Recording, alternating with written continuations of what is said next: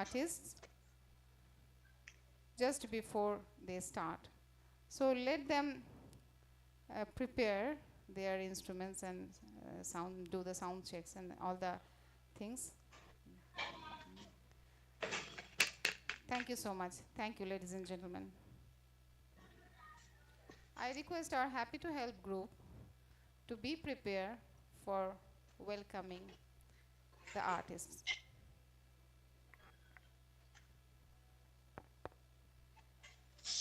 One more announcement. Mr. Carsten Wicke is our Lifetime Achievement Award winner from 2020. So he will be given to Professor S.C. Goswami Memorial Lifetime Achievement Award from the Mukta Bodha Center for Indological Studies and Research and ICIMPA. And I will request Professor Sanjay Bantopadhyay to give him the award on behalf of ICIMPA and Mukta Bodha Center for Indological Studies and Research. Mr. Carsten Wicke is receiving the Professor S.C. Goswami Memorial Lifetime Achievement Award for his outstanding contribution to the field of Indian classical music, Raga Sangeet, instrumental music, and reviving the ancient instrument Rudravina as a foreign national. Thank you so much. He has dedicated his life to revive the ancient, very old Indian string instrument Rudravina and Raga Sangeet, Raga music, Indian classical music. So we are very honored to give him the award this afternoon. Thank you so much, ladies and gentlemen.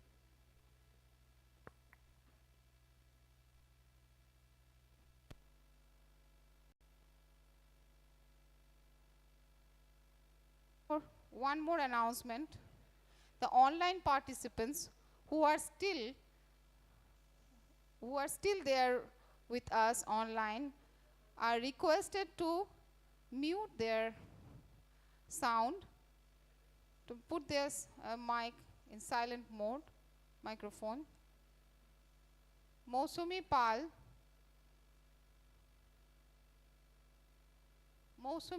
you are requested.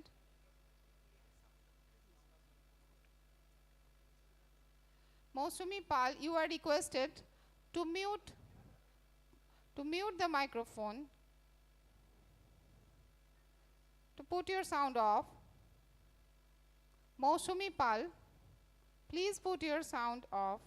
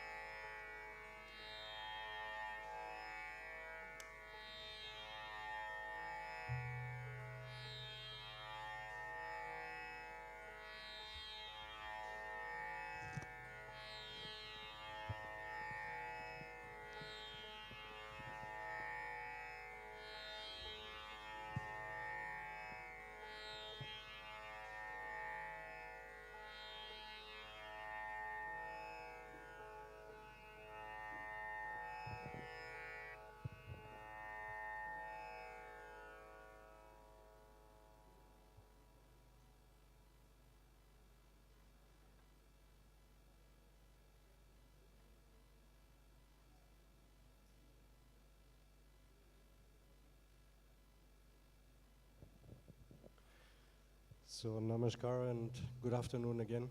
Thanks for your patience. I believe and trust that all of you are so deep in music you understand the requirement of getting things in right tune before you can start. Otherwise, it doesn't make any sense at all to start. I would be as hard as that. Pardon me. We beg your pardon, sir. In the beginning of your program, we will interrupt you for 5 minutes. We have some formalities. Basically, you are an awardee from ICIMPA 2020 and from Mukta Bodha Center for Indological Studies and Research. So let us take the opportunity today, finally, to confer the award. Please welcome Mr. Karsten Wicke, the accomplished Rudravina player, for receiving his Lifetime Achievement Award, the prestigious Professor S.C. Goswami Memorial Lifetime Achievement Award for his contribution, outstanding contribution to the field of Indian music and Rudravina. I welcome Professor Sanjay Bandyopadhyay, sir, and I request my happy to help group members to bring the award. Sir, Professor Sanjay Bandyopadhyay is welcoming Mr. Karsten Wicke, the Artists of the Year from ICIMPA 2020 and Mukta Bodha Center for Indological Studies and Research. Ladies and gentlemen, the Lifetime Achievement Award, S.C. Goswami Memorial Lifetime Achievement Award is conferred to Mr. Karsten Wicke, the well-known, accomplished Rudravina player, for his outstanding contribution to the field of Indian classical music and ancient instrument Rudravina. Ancient Indian instrument Rudravina. So here is a small model of Veena, though not Rudravina, which is given to him.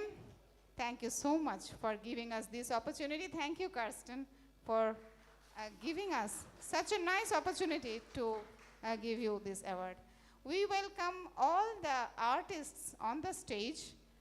Please, ma'am, both of you, please come here, give us an opportunity, and Mithun bhai, please come up once, just for 5 minutes, give us an opportunity to welcome you formally. Thank you so much. Thank you.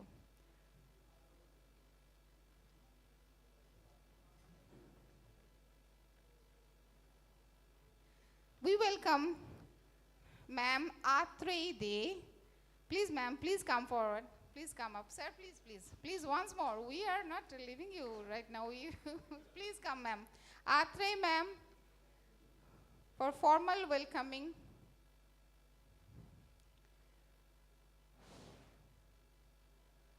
On behalf of the Department of Musicology, Rabindra Bharati University Faculty of Fine Arts, and Mukta Bodha Center for Indological Studies and Research, Howrah, ICIMPA 2020, we are giving formal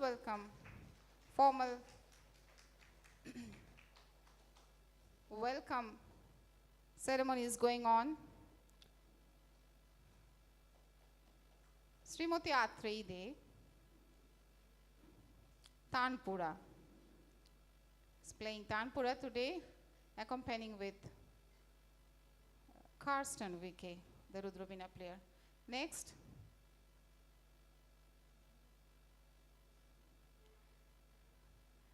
let us welcome Mrs. Sabina Pandey.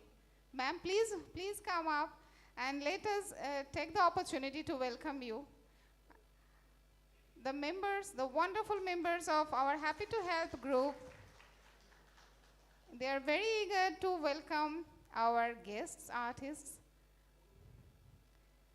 And Professor Sanjay Bandyopadhyay, our former Alauddin Khan Chair Professor, is welcoming the guests, artists. Sabina, ma'am, thank you so much, ma'am. Thank you. Thank you for coming today and taking part in our program. Thank you so much. Thank you. Ladies and gentlemen, now is the time to welcome our Mithun Bhai. Great. He is the great Mithun Chakraborty, though not Mithun Chakraborty. So, Mithun Chakraborty is our dearest guests here, a very good friend, our student from this university, and now is a very accomplished Pakhavaj player. And we are taking the opportunity to welcome him today, and we give him a big thanks for playing today with accompanying with Karsten Wiki. Thank you so much. Thank you. Thank you. Many thanks. Thank you, sir. Professor Sanjay Bantopadhyay. Thank you. Many thanks. Thanks to the artist. Thanks to the coordinator. Now, finally, the session is over to Karsten. Yes, I'm sure. Almost. Not quite. Not quite, though.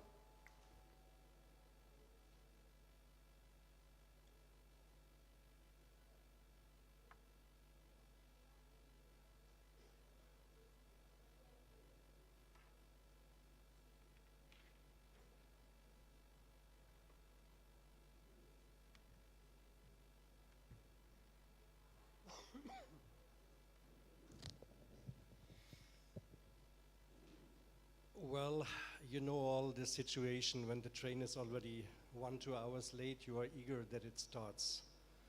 At least then. But at the same time, it's of course very important we keep up these traditions like the welcoming of artists, which I think is a very valuable thing, even in spite of time seems to be short. My big thanks for the Department of Musicology for the invitation, for thinking we have something valuable to share and to offer to the students and all the knowledgeable academics being present in this Congress. Thanks for the award, which I'm not really sure. Lifetime Achievement Award sounds a bit like somebody wants it to retire, but I'm planning, in fact, to have a few more chapters with the permission. But I take it as an incentive to work even more intensive.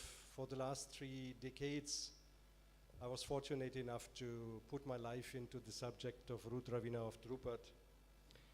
And I personally at least couldn't find something better to dedicate my life to. And that's of course wonderful if people who have an interest, which is rare enough today, can sit together and appreciate that and listen something more about the subject. So with that now I'm trying to come to the actual subject, negotiating tradition and modernity in musicology and performing arts. Well, the tradition is sitting here beside me, and the modernity is sitting with myself. Somebody who has been born and brought up outside of India, who didn't hear a single svara of Indian classical music before he became 20, and nowadays tries to bring this instrument from a status of being available rather in the museum back to the stage. And with a certain success. As I said, I'm still trying to write a few more chapters. Well, negotiating tradition and modernity, I think everybody of us has his own kind of perception or experience in that.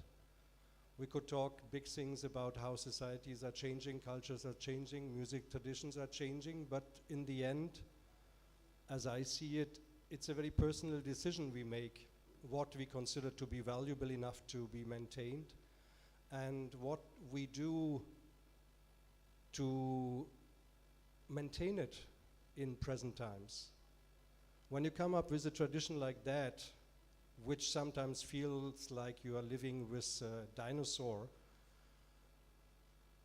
and I mean that in many realistic ways, even traveling with that, you know, you are never below 50, 60, 70 kgs of baggage. And so many other factors. You really have to think, is it valuable enough? Is it something which belongs to this time? Or should it be just forgotten, like so many other things? In fact, when I came here as a tabla student in the 1990s, this is almost exactly now 30 years ago, being a student of Pandit Anindu Chatterjee, I had heard this instrument myself only on recordings. And I was very keen and eager to see it somewhere live. And I was going through all the festivals, which at those days even were much more present than we have it today. But I couldn't find a live concert of the Rudravina. The answer whenever I asked was, go to the museum. You can see it there. And I will spare you the long kind of journey it took then to finally reach out and being accepted by Padma Bhushan Ustad Asad Ali Khan, my Veena Guruji. By whatever fortune and grace I could meet him, whatever he saw in me, accepting me as a Veena disciple, and then having the possibility to be with him for around 15 years, I can only guess that Yves Mustaji, who told me when we were discussing about the future of the Rudravina, he would say, Carsten, don't worry. If you take care of the Veena will take care of you. And I was taking the sentence as knowing my Ustad, being grown up in the courts, still being born in Rampur, being a sort of an aristocrat, living in his own world of music, and I knew very well this is not going to happen, not in 21st century. And while I was struggling often in my young years with a sword, thinking I must have been misplaced, being born and brought up in Germany, because everything I have to do in my life is here in India. So I thought in the beginning this is completely wrong.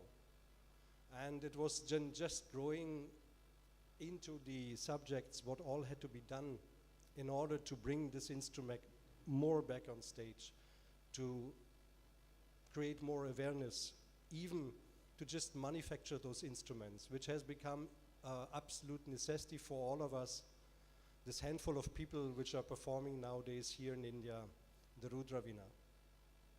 And that is where I understood then, without the upbringing in a different culture, without a different look from the outside, I possibly would not have been able to do what I do. And that's for me a very clear living of negotiating, having a tradition and bringing it into modernity, letting it survive. When I discussed with Ustad, is it possible to learn this instrument, while we all know very well, especially with these kind of orthodox musicians, what kind of a task it can be just to approach them. We have all heard the stories of Alauddin Khan Sahib trying to become a disciple of Wazir Khan, the years he spent in just begging to get some teaching. And my Ustad was also very clear. He said, see, this thing, you have to go through the full schooling. You cannot just take a shortcut. So he said, in the beginning, we will train the very own instrument of the musician, that is the voice. And then we need to train the fingers. That will possibly happen on a little bit lighter instrument, the sitar. And then from there, when the Ustad is satisfied and thinks you are mature enough, you might be able to proceed to the Rudravina. And I was fortunate enough to have a already 30 years involved student along with me, a Gurubai, who told me then, well, Carsten, if you try in your age now to do the whole schooling in the traditional way, you will have a white beard before you touch the Veena. So I was I was very keen to learn in traditional way, but I was not ready to wait so long. And what I did then, I followed an advice of that old elder Gurubai, and he said, you just try to get an instrument, and then you bring it to Ustadji's feet, and then ask him to teach you. Now that was very nice thought. It was already at that time, middle of the 90s, very difficult to just go out and attain an instrument, which later became even much more difficult. I did the same, and then Ustadji was sitting with the instrument, looking at it, a little bit disgusted because it was a very old, hardly playable instrument. And he said, all right, we will teach you, but we will teach vocal also. And I went half dancing out of that class that evening, not knowing that the coming next 2 years, he would more or less keep me singing sa and playing the same. His argument was very simple. When the one swara is not perfect, what do you want with the second one? These were the days. And I'm really happy, and in a way, you cannot find the words for it, that I could still see that world and live and get something of it. But it's very clear, I can see even on your faces, I'm just talking about it, and I see the napping is setting in, which is of course the time also. Who would be ready today for 2 years to go and just sing sa or play sa, right? So these are the things we have to see, how can we keep those valuable things alive, bringing them into a form where newer generation can take an interest, have a chance to pick it up, because it's not only that you wish to do it, it's also your possibility, which I understand for most of the young people, it's not a very attractive kind of thought that you're going to learn something for 20, 30 years and then you don't even have a market where you can perform, or you can't even live on it. Because that's also a very clear thing. When people ask me, sir, where can I learn it? Where can I get the instrument? I'm asking them the first thing, why you want to do it? And fortunately, not many of them come with an idea like, because I want to become the famous Rudravina player in the world. Because my next answer is, you know, becoming a Rudravina player is certainly the most perfect professional suicide you can do. There's no market for it. There's no money for it. But sir, you are living, you are doing it. Then I say, yes, there's no playbook how you do it. It's half by grace, half by managing the things somehow. But the main thing is actually madness. Madness for something which you consider to be valuable enough to be still with you.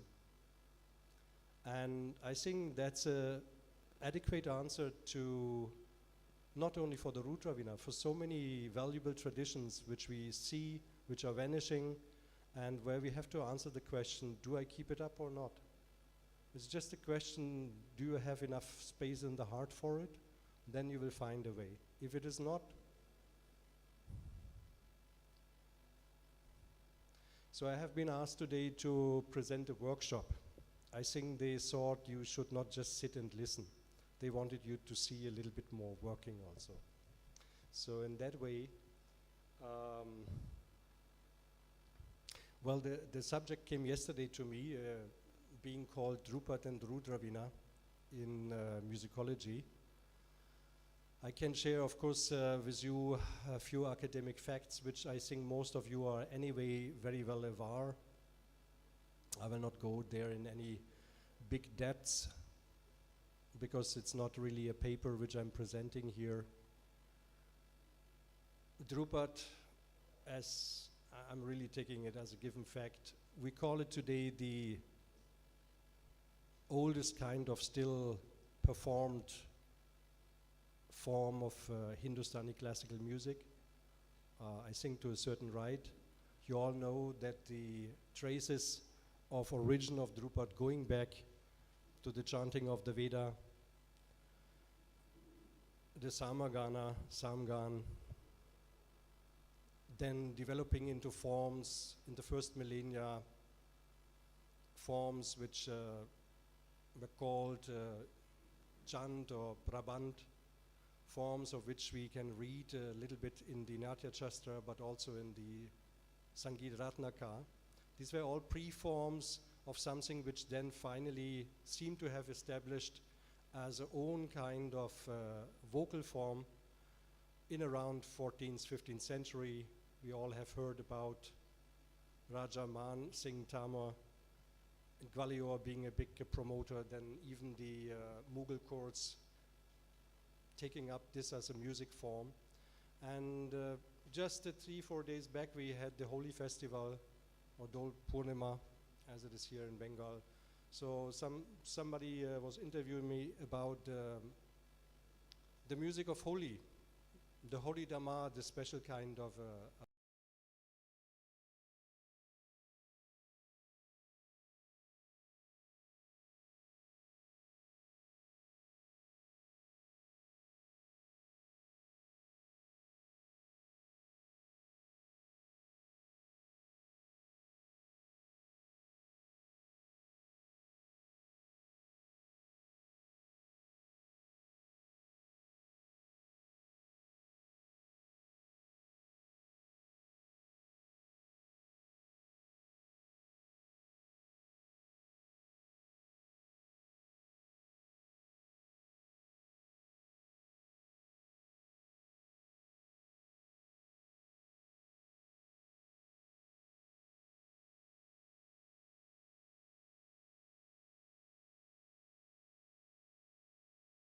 to grammar, to aesthetics, to develop into that kind of shape which we see from today.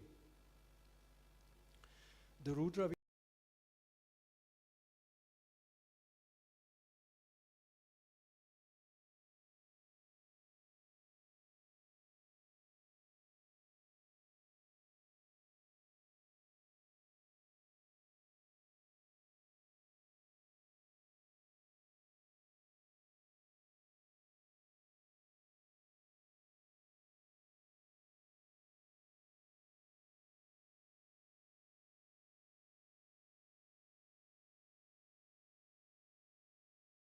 types, ancestral types of the Rudravina. We have statues of a Shivji standing, holding a very simple type of this instrument, a bamboo stick with a half gourd. This instrument was called Alapinivina. And then this is around 5th century. Other types which also were part of what we called at those days Marga music or Deshi music, means folk music or more the ritual musics.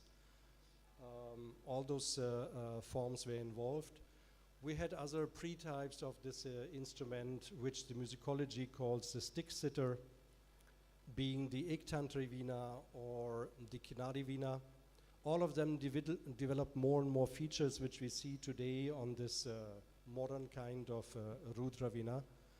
All of them combining possibly a ritual aspect. The instrument is called Rudravina for a reason. Very likely, again, it were devotees which used the instrument to perform in the temples, in rituals, but also to put themselves simply into meditation. So the Rudravina used to be an accompanying instrument in the 14th, 15th century for this vocal form of Drupad.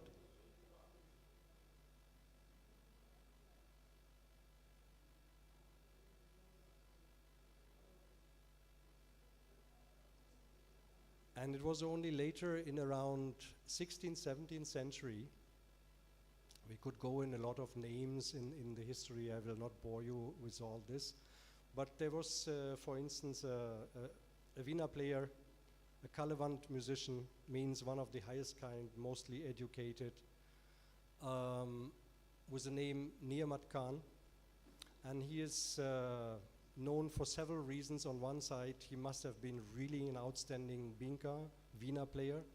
He was one of the first who was allowed to play solo concerts, unaccompanied by vocal. So this is where, around that time, a solo form of Drupad must have evolved, not only on the Rudravina, also on the Indian Rabab, later becoming the Surshringa and other instruments.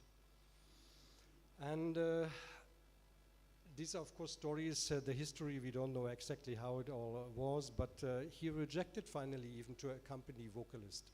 And for that, the story goes that he was thrown out of the court. At least he lost the favor of the ruler of the time.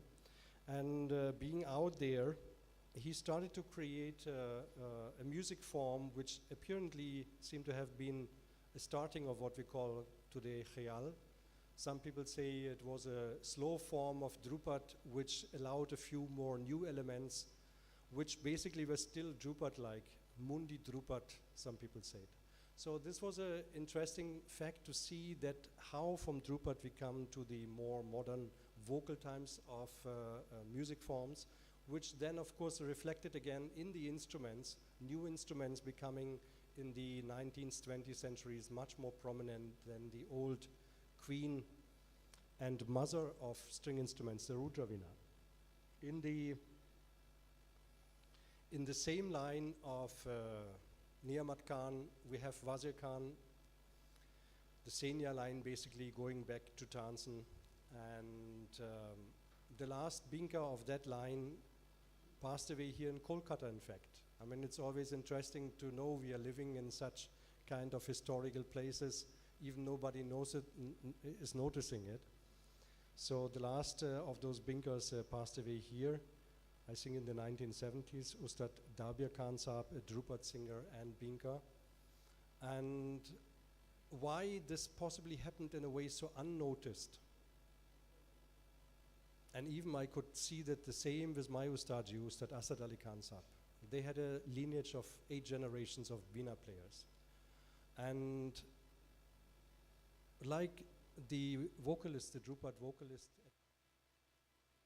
from the Daga family, this is where I grew up musically, I could see none of them actually got performances or interactions with bigger audience than their music would have deserved. In fact, we know all this after independence, especially those type of music forms which didn't have any trace of popularity, suffered the most hits. It was a miracle in a way that they had all survived, a bit by support like universities. Later on, we have something today called Speak Mackay, people trying to bring music back to the youth, into the education systems. These are all good efforts, but in the end, again coming back to our main theme, negotiating tradition and modernity, it's a question, do we need this form still? Do they give us something? Do they have to say something? Or are they in the end outdated and belong to the history? I will leave it to you to answer, everybody in his individual way. I have made my choice, and enough of talking. Since it is a workshop, I have to make you work now. So what we will do is, before I start the performance and give you a little bit more idea how Drupad is happening on the Veena, mainly playing, not so much of talking, let's use this combination like as I learned it with my Ustad, as I shared the story with you before, when he said, yes, okay, you can learn the Veena, but you have to learn vocal also. Because this is one of the most fascinating and most effective ways, I would say, how we maintain tradition.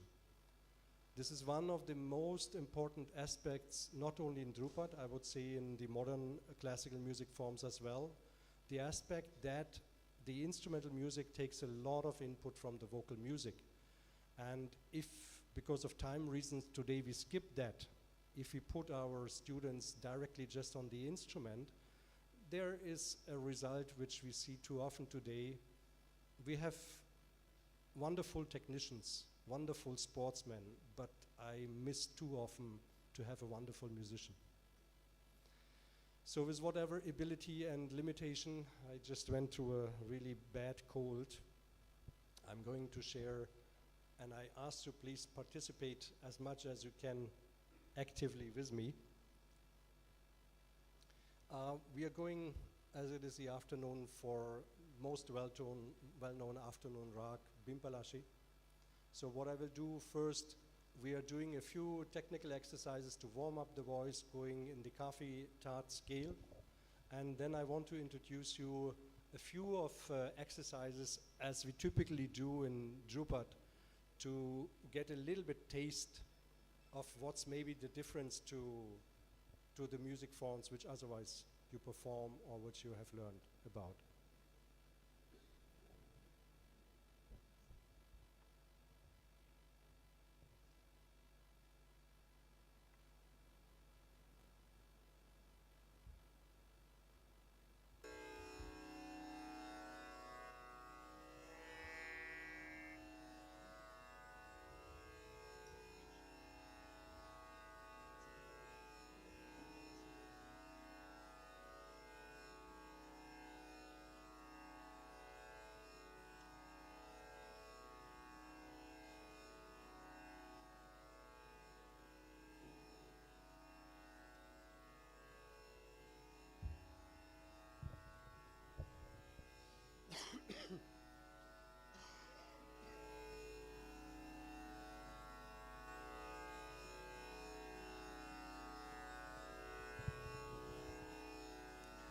So we, as I said, we are just starting with the Kafi Tat scale.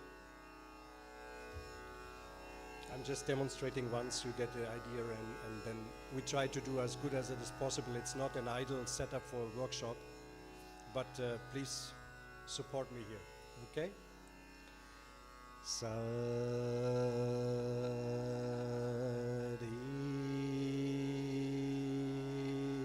all right? If you can keep the clapping, it will be easier for you to stay in the loy. No, not that clapping.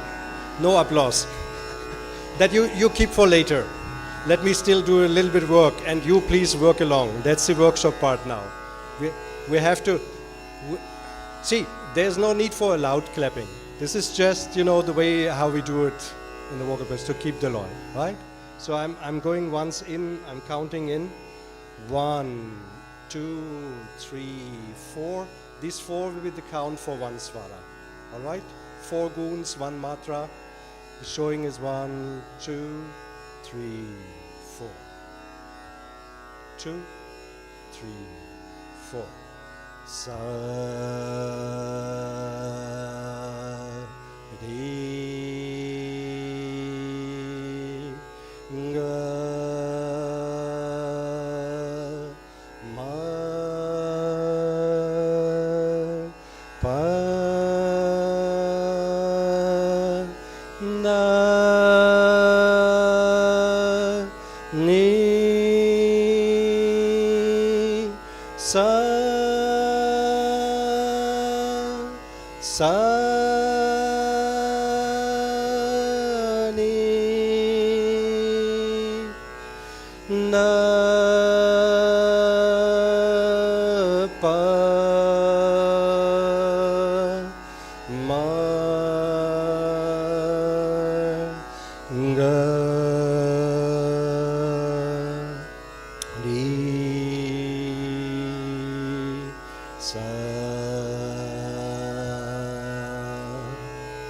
Is it okay for everybody?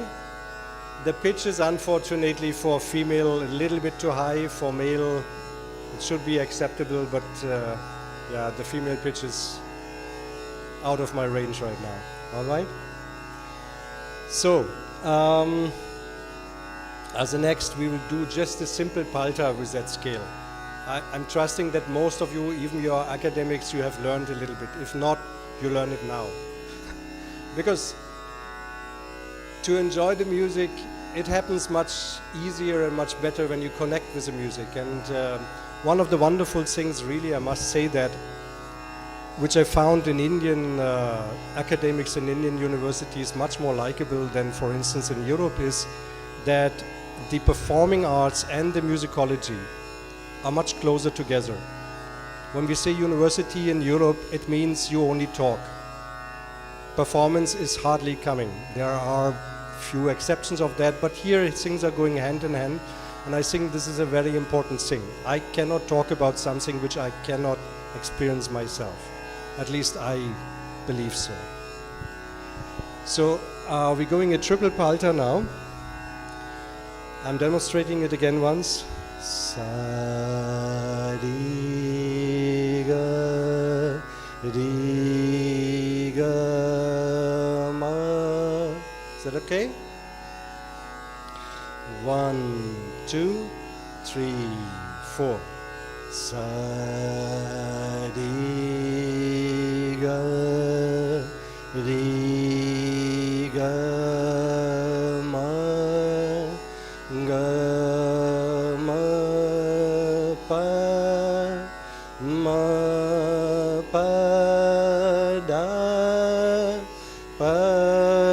da ni sa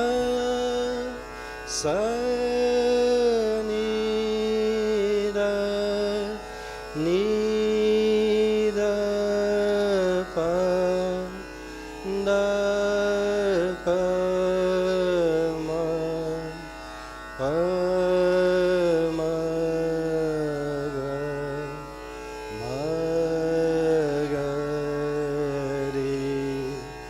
ga di sa. I'm missing your voices. Can I get a little bit stronger engagement from your side? Otherwise I'm singing, then I better play, because I'm not a vocalist. Is that okay? You have chosen it to be a workshop, so there's work to do. I know you can do it, no problem. So we do the same kind of palta while we take now a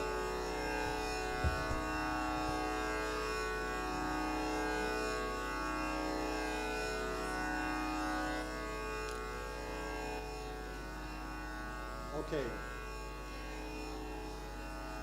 No problem. Okay. No problem. No problem. Sure.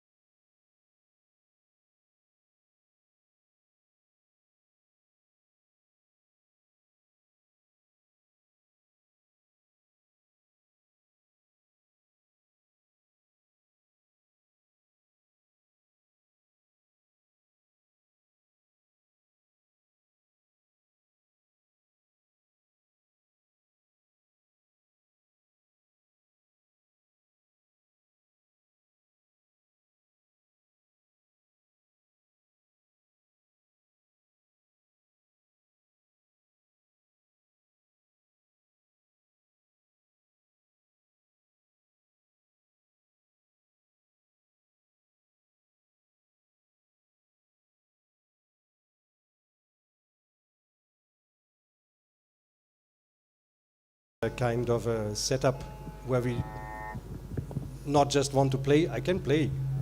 Come on, no problem.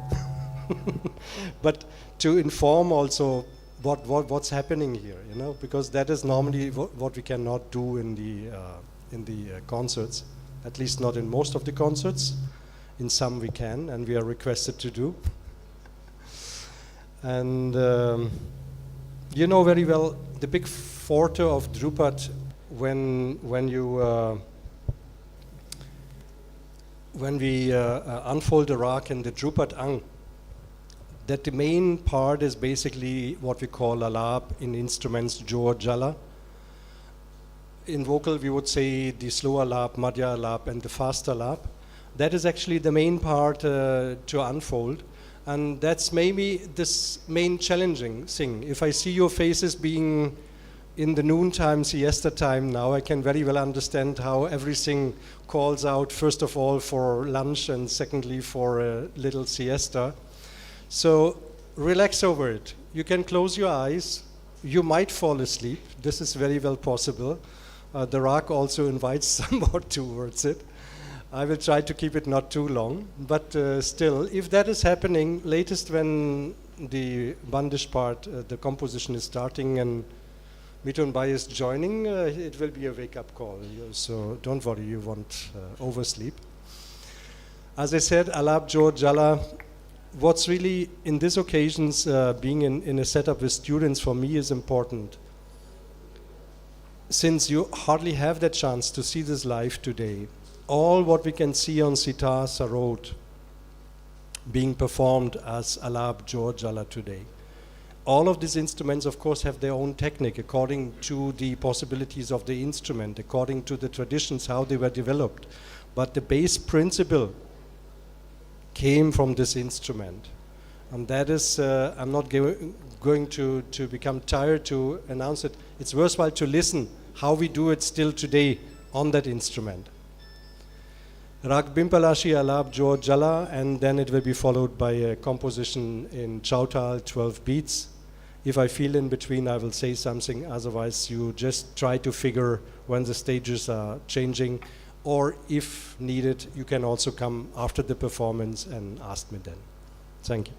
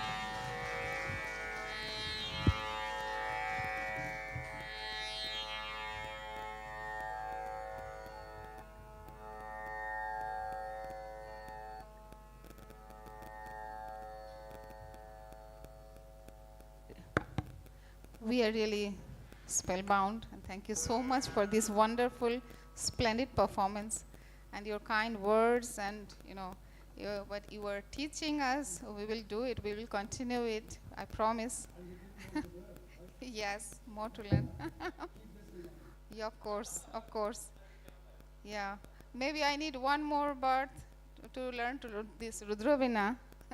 Not in this life, perhaps. I'm too late for that. But anyway, we will organize this kind of we wish to organize, we have a dream to organize this kind of a workshop, a real workshop on Rudravina. Let's see what time offers us and when. Thank you so much. Thank you. Many thanks to the artists, the Pakhavach player, the Tanpura player, and the main artist, Carsten, the most wonderful Carsten Vicky. Thank you. Thank you for your time. Thank you so much.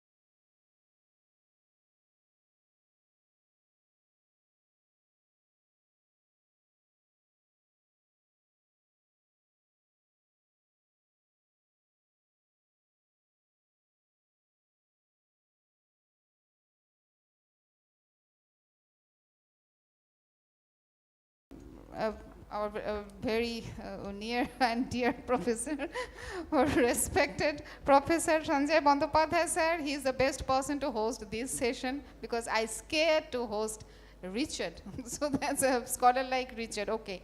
Anyway, so Richard Willis is joining, and the rest of the people can take the lunch break. Please take your lunch.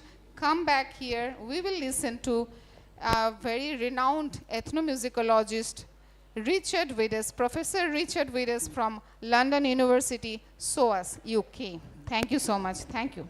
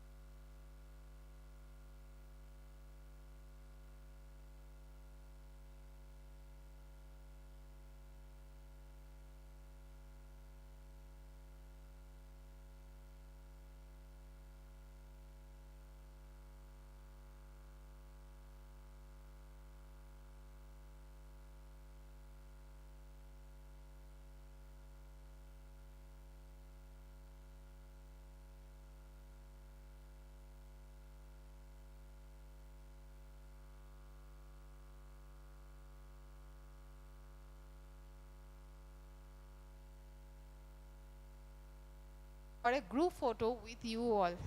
Thank you so much. Thank you, sir. With your kind money permission.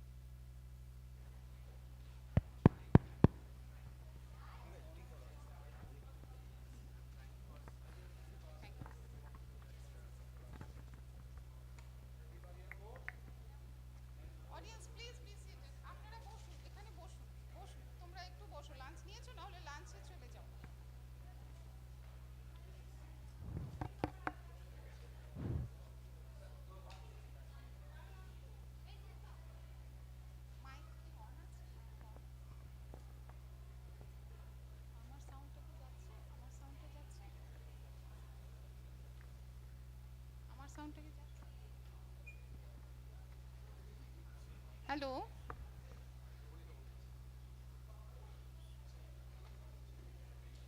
না এখানে আমারটা দেখানো যাবে না, ব্যাকগ্রাউন্ডটা দেখুন।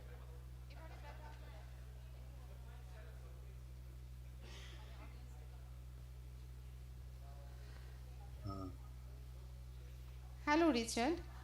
Hello. We are really happy to welcome you. Please pardon me for our technical delay. And here was a performance going on just before your session. That was Rudravina playing, and very accomplished artist Karsten Wicke from Germany. He was playing Rudravina. So people were a little bit excited.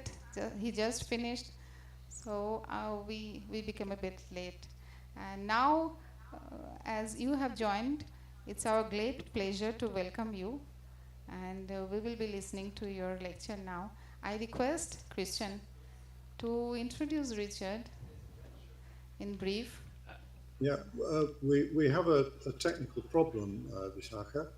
Oh, It's not sharing my screen for some reason. So bear with Christian, us. can you help him, Christian? While yes, I'm trying.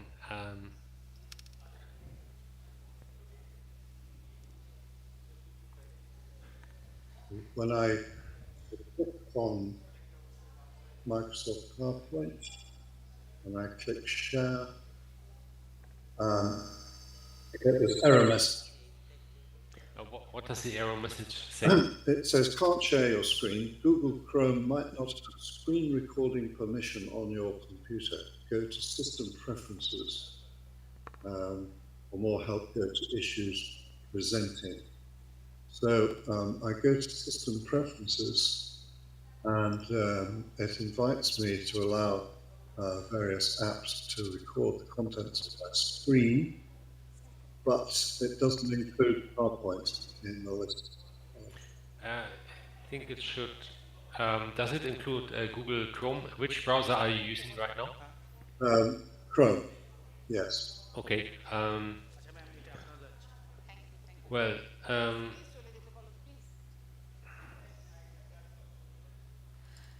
Hello, Richard. I understand this is all these technical problems also here, but we will wait for that. Christian, if Christian can help, I request Christian. Our Professor Sanjay Bandopadhyay is waiting here. He will be, yes, he will be listening. We all will be listening to that wonderful paper. So. Hi, Richard, are you hearing me? Yes. I met you in Amsterdam in 2008, WIMS conference, and I invited you for the international conference here in Rabindra Bharati in 2013. Do you remember that? Yes, of course. So I'm the same person, a little bald and older. I can't see you, but I can hear you. Oh, I'm not seeing me. Okay. So, Christian, it is telling me that I clicked on Google Chrome, and it says that I have to quit Chrome. So I guess I have to quit and then start it again. Yes. So did you add some permissions in the settings? Yeah, for Google Chrome. Oh, I see. Okay. Yes, I guess then you might have to close the browser and restart again, and then hopefully it will work. Right. So then I'll have to come back to. That's right. Yeah. Again. We will wait. I'm sorry. That's all right. Everybody. Right. Hope to see you again shortly. Yes. This technical problems happens, Richard. It's absolutely okay if you just start talk about your work. That will be really valuable, really wonderful for us. Thank you so much. Yeah. Thank you. Yes, I'll join you again in a moment. Christian, introduce him a little small in a brief way, please. because our audience... Introduce me while I'm not here. Yes, okay. Thank So you, I will do the introduction in the meantime. Yeah. Yes, so we are very honored today that Professor Richard Willis is joining us. He has done extensive research in India and Nepal over the last decades. He is an emeritus professor of musicology at SOAS University of London, and his research interests include the history and theory of music in South Asia, analysis of world music, and cross-cultural music cognition. He has written books on the ragas of early Indian music, the Dupa tradition, together with Ritik Sanyal, and the Dafa tradition of devotional singing in the Kathmandu Valley. He is a fellow of the British Academy and an honorand of the Music Forum Mumbai.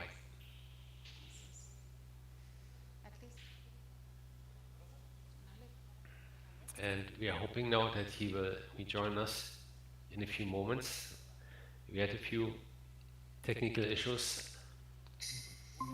There he is.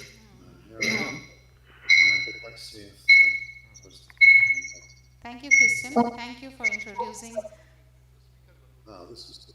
Professor Richard Willis.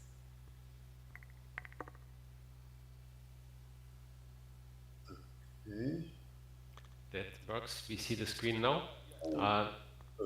That's fine. That's very nice. Okay, we can see. Maybe you can just try the sound once of one, if there's any sound in the slides. Right. I think I have to present.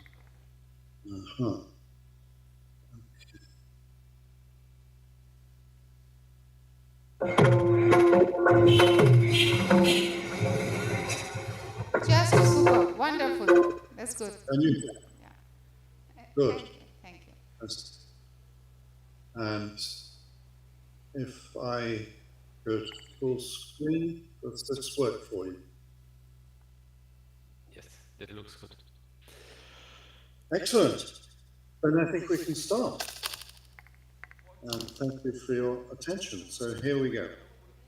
Please tell me if there are any technical problems. So, how does music embody cultural meaning? What is the significance of musical structures and performance processes in music that is transmitted orally? In what ways is musical performance linked with other domains of cultural meaning and experience?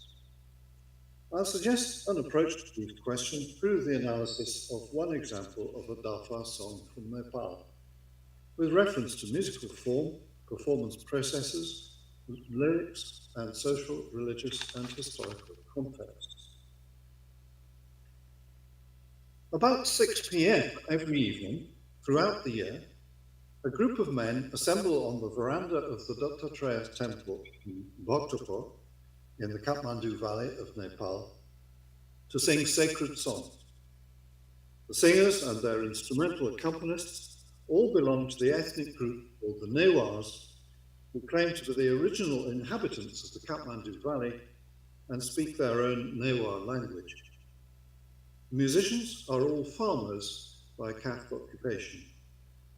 The repertoire of the singing group includes songs to many different gods and goddesses, both Hindu and Buddhist. Their style of singing is called Dafa Bhak, a style of devotional music that developed in the 17th and 18th centuries. The word Dafa is thought to refer to a musical group or band. Two main features distinguish Dafa from other kinds of bhajan in Nepal. First, the singing group divide themselves into two facing lines or clusters, which sing alternately, hardly ever simultaneously.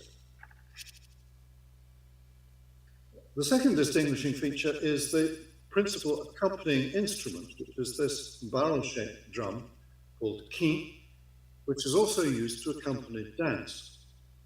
Singers believe that when they sing, the gods, if they enjoy the music, dance invisibly in the space between the two lines of singers, and this may be why a dance drum is used.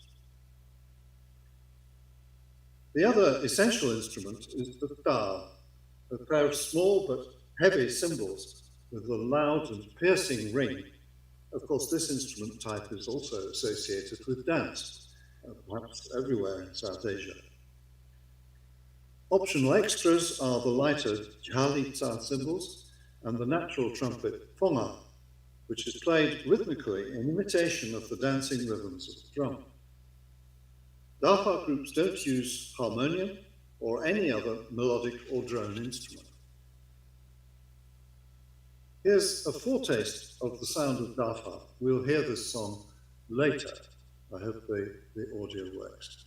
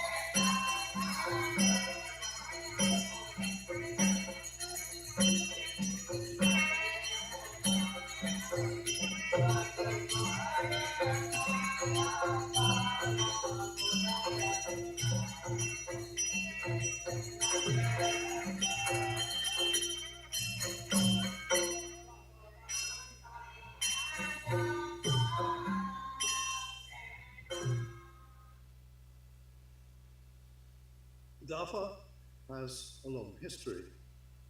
Every Dafa group has at least one manuscript songbook containing the words of the songs in their repertoire. Many songs contain the name of a king. Until the 18th century, the three main cities of the Kathmandu Valley, Bhaktapur, Lalitpur, and Kathmandu, were ruled by indigenous kings of the Mulla dynasty. These were replaced in 1768-9 by the invading king of Gorkha, Prithvi Narayan Shah, who united the whole of Nepal under his rule.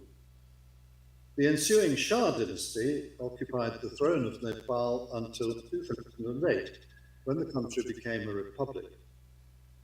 In Dafa songbooks, we find songs in the name of Mulla kings of the 17th and 18th centuries and the Shah kings up to the early 20th century.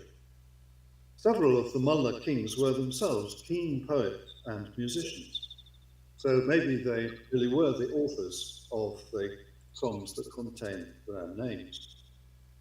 We also occasionally find songs attributed to Indian poets such as Surdas and Kabir, and we often find the complete Sanskrit Gita Govinda of Jayadeva, which is still sung today. Other evidence confirms that Dafa was born in the palaces of the Mulla kings in the early 17th century. Here, for example, is a painting from 17th century Kathmandu that clearly shows a Dafa group with its characteristic instruments and the disposition of the singers in two lines either side of the central drummer. The singers wear court dress of the time. By the 19th century, Dafa groups were singing not only in the royal palace, but at major temples. And from there, this music spread to local neighborhoods in all the towns and villages of the Kathmandu Valley. Because of their origin in elite culture, the songs are written in the former court languages of classical Newar, Maithili, and Sanskrit, languages that present-day singers don't fully understand. They are also attributed to ragas and to local Newar tals, although again the singers have little explicit knowledge of musical theory. Both the songs themselves and the way in which they're performed musically have much to tell us about the history and culture of the Newars who perform them, and reflects the deep integration of music with local society. I'll illustrate this with reference to a song sung by the Dattatreya Dafa group, the song Loka Pancha.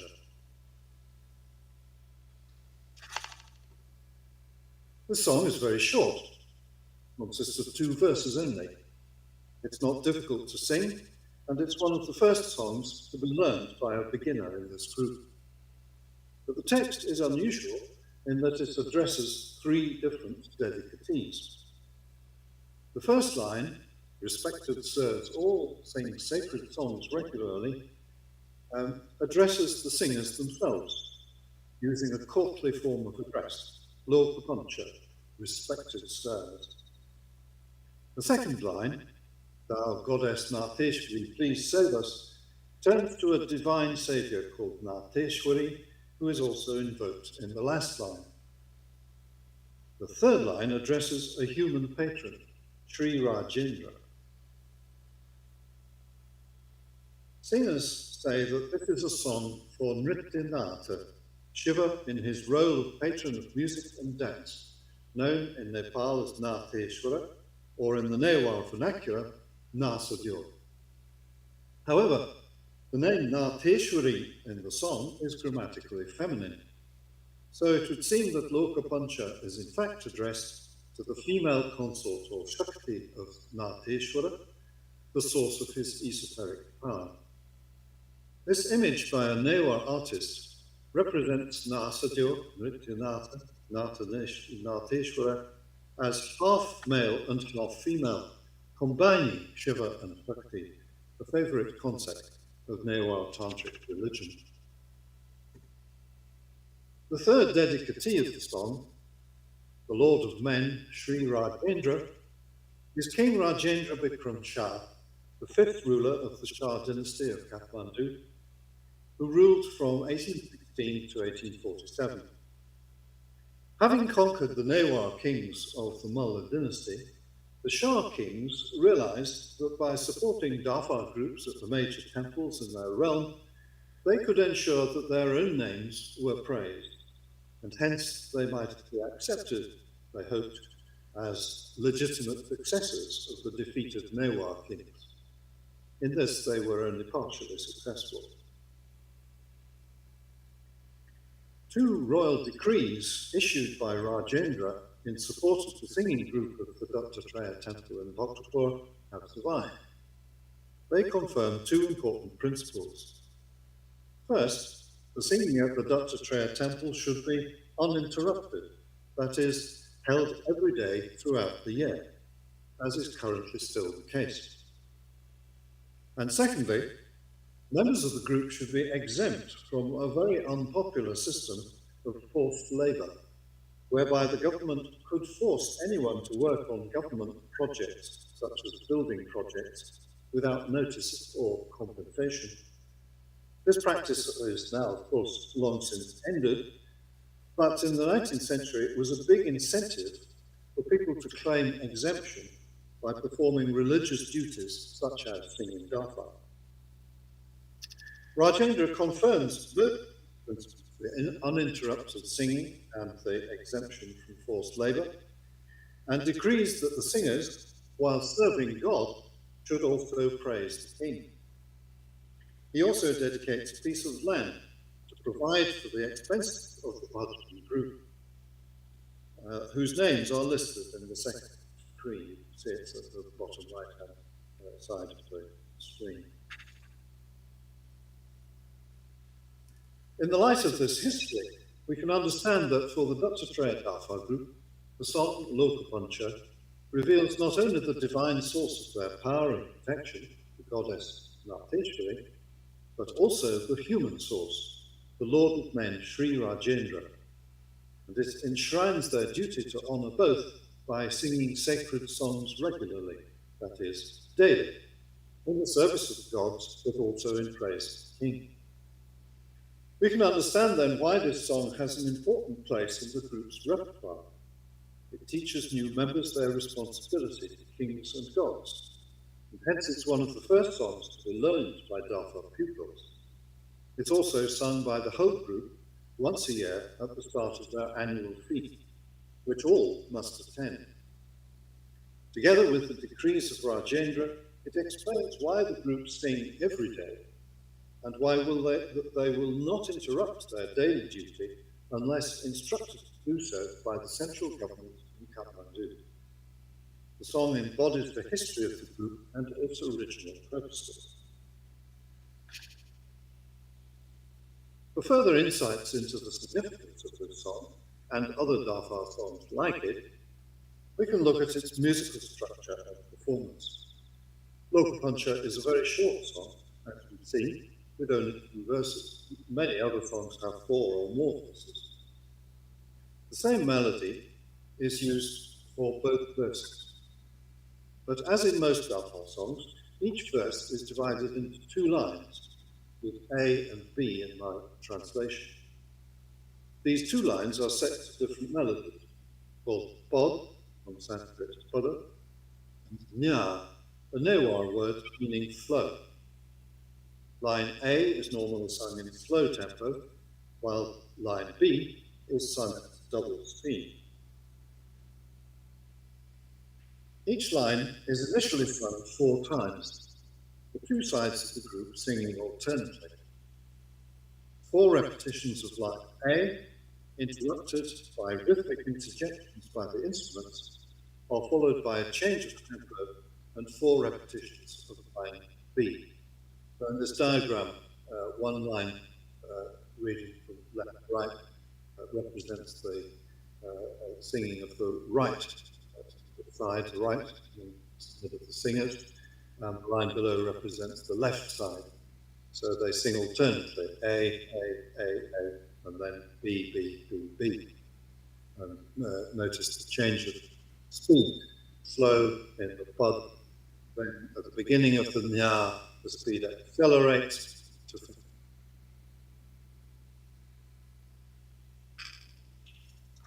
following the singing of the A and B lines 4 times each, there's a further stage in the performance process called kola kola, mixing up. Here lines A and B are sung in a different order, A, B, B, A, B, B. But each side still sings the same number of times as the other, and so they each make an equal contribution to the performance.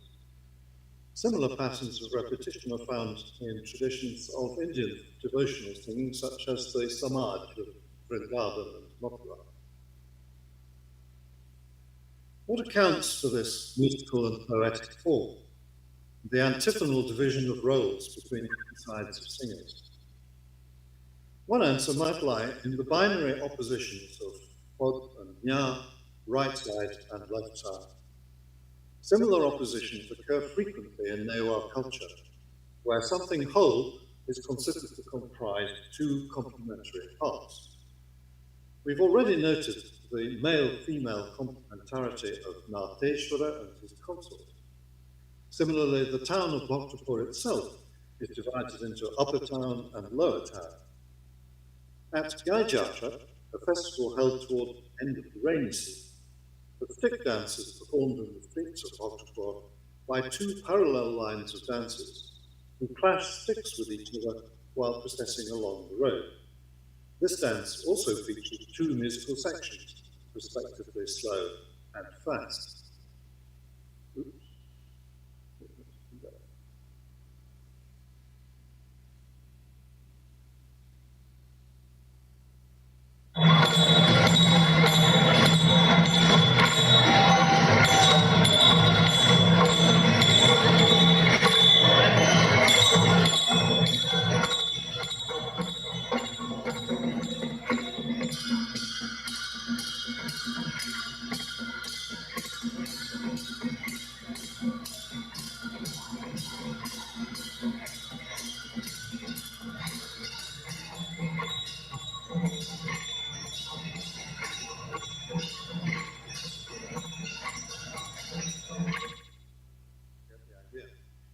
And at the New Year festival of Biska, that is Vaishak, a tug-of-war competition is held between the residents of the upper and lower town to pull the chariot of Bhairav into their respective paths. So the alternation between the two sides of the Darpa group articulates a binary complementarity that runs through Newa society and culture. It's what cognitive anthropologists call a foundational model, or thema, a structural relationship that occurs in a number of different cultural domains. The idea of everyone making an equal or equivalent reciprocal contribution is a fundamental concept in Newa society, especially among farmers. Farmers help each other at busy times in the fields, keeping an unwritten record of the hours worked. The debt must be repaid in kind the following year. The objective is to ensure that everyone makes an equal contribution to society within a local community.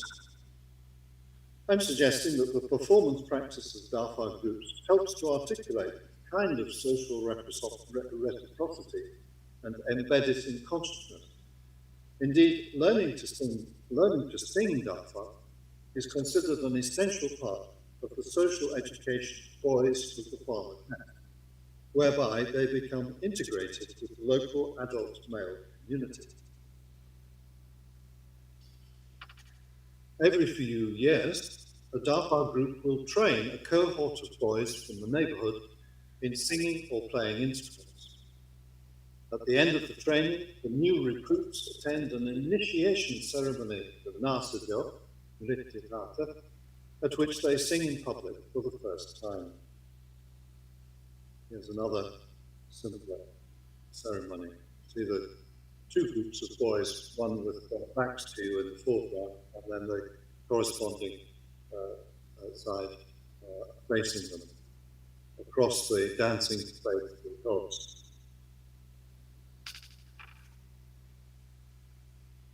In fact, Newa society makes no distinction between the ability to sing or play music and the ability to interact socially.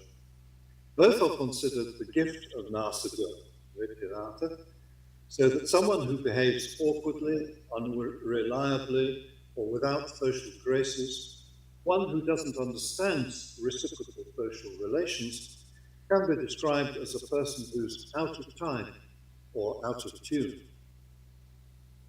Performing a Darpa song like Lokapancha then teaches people how to relate to one another as equal but interdependent agents. In addition, I argue that the collaborative performance of the song, according to a strict and elaborate pattern of repetitions and tempo changes, engenders a shared experience of what psychologists call flow.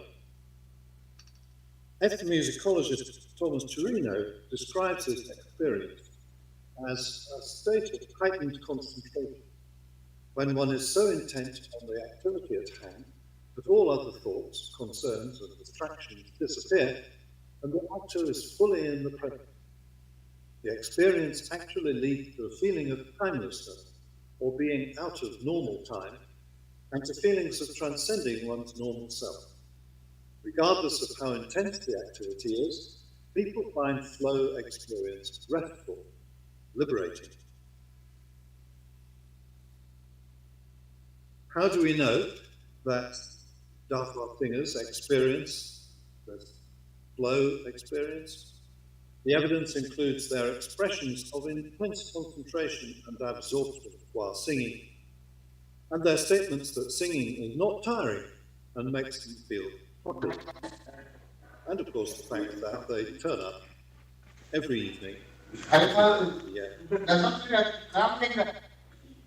Coming back to the culture of performance, the name of the second section of the melody, Nya, literally means flow, as of a river or as of the chariot of a god pulled by its devotees. It probably refers to the change of tempo to double time in the Nya section.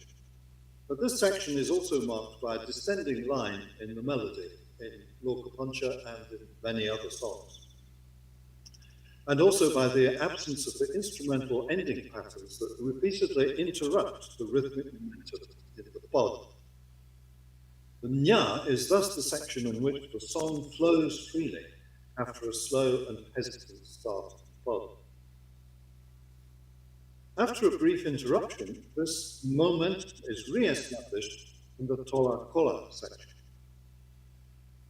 Then, no sooner is this section entered than the singers sing the second verse of Lokapancha, which is also the last verse in the song. And to avoid losing momentum, they omit the initial 4 repetitions of each line and sing the second verse with the kola kola pattern only at fast tempo. So here is the song, and I hope we'll be able to see the highlights that point out in the diagram where we've got to in the structure.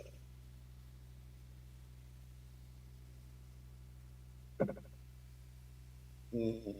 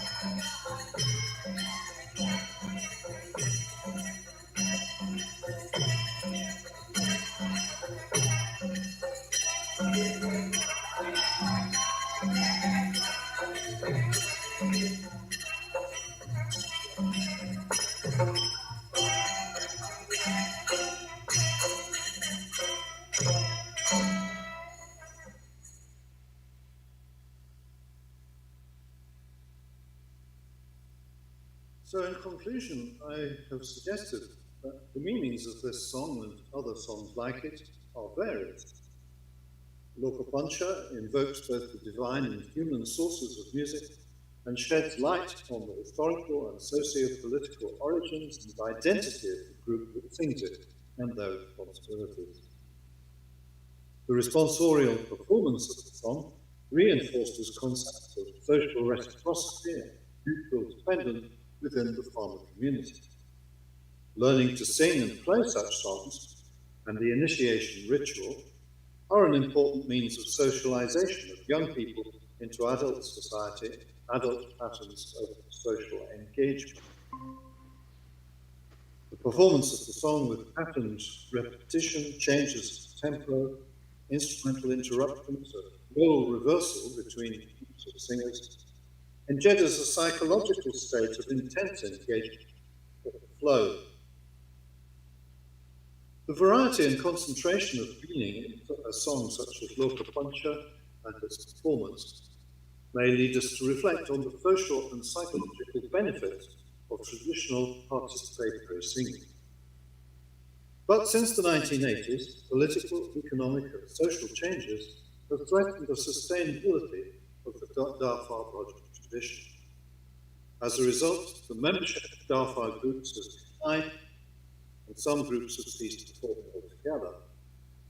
A major problem for most groups is recruiting new singers to meet the present generation. Other problems include lack of financial support and local communities dispersing to more difficult neighborhoods. The catastrophic earthquake of 2015 and the even more damaging COVID-19 pandemic exacerbated all the problems of sustaining the Darfur tradition. Despite the continuing resilience of some groups and innovations such as the development of female Darfur groups, the future looks uncertain. But there may be hope for that future if groups and local communities can be encouraged to take interest and pride in the history of Darfur, in the meanings, sometimes obvious but sometimes hidden, of the songs that they sing and the way in which they sing them, and in the culture that surrounds this historic tradition, Darfur Major. Thank you very much. I'd be happy to answer any questions you might like to ask.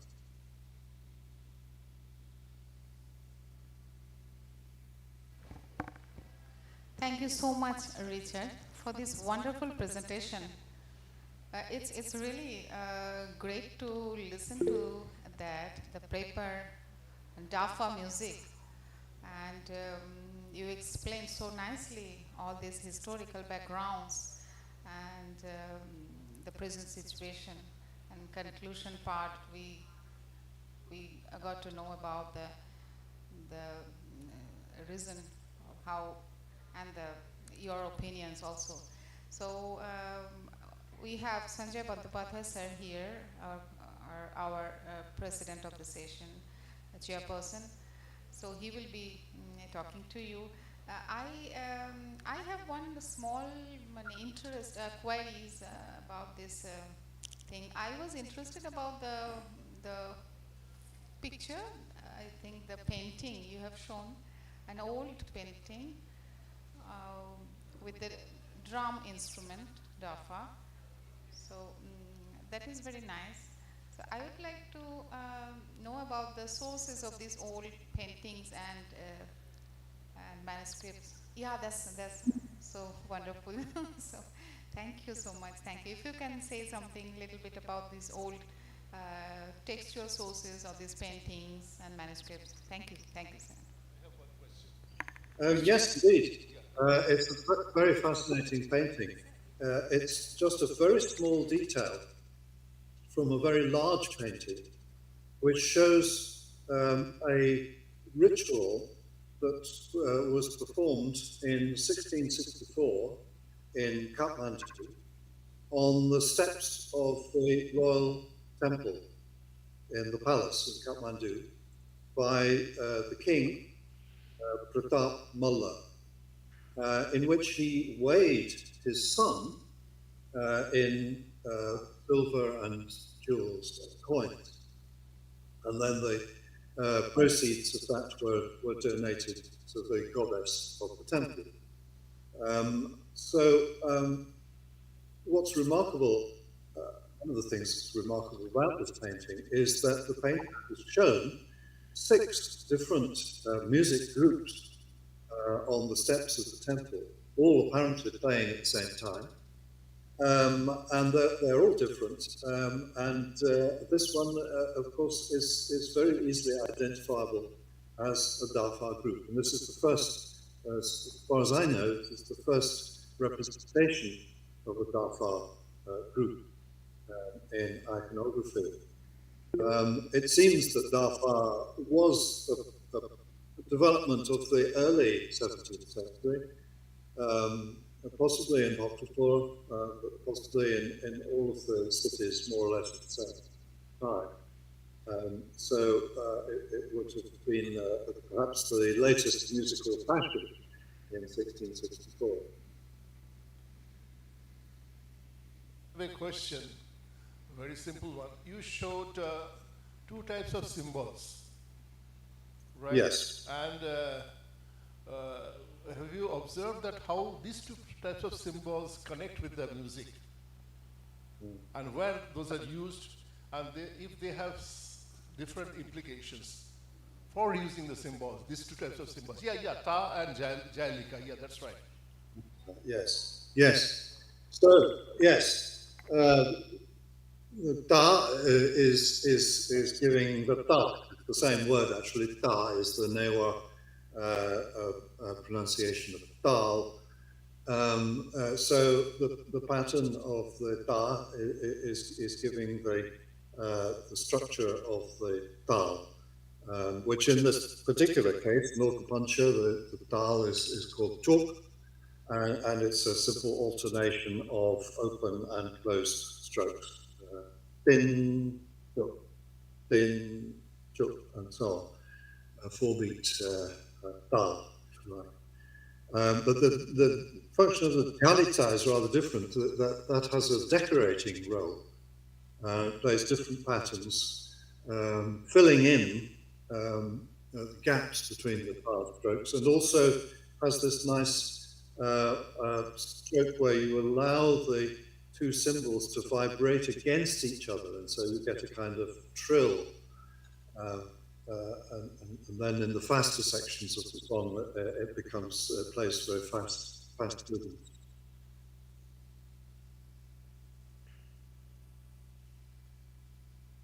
Thank you, Richard, for the explanation. Thank you. Richard, this is a wonderful session. This was really nice to listen to the music also you played, and the session was very thoughtful and also helpful for the people who are working on the music, who are researching on Nepali music of Nepal. So we extend our thanks to Professor Richard Vides for joining us in this Congress on Indian Musicology and Performing Arts. This is the first time we are organizing offline and online together. So some dignitaries were joining online, some are presenting their paper offline here, and It was our great pleasure that you joined this afternoon. Here in India, it is afternoon now, and we could get a chance to listen to you at our second International Congress session.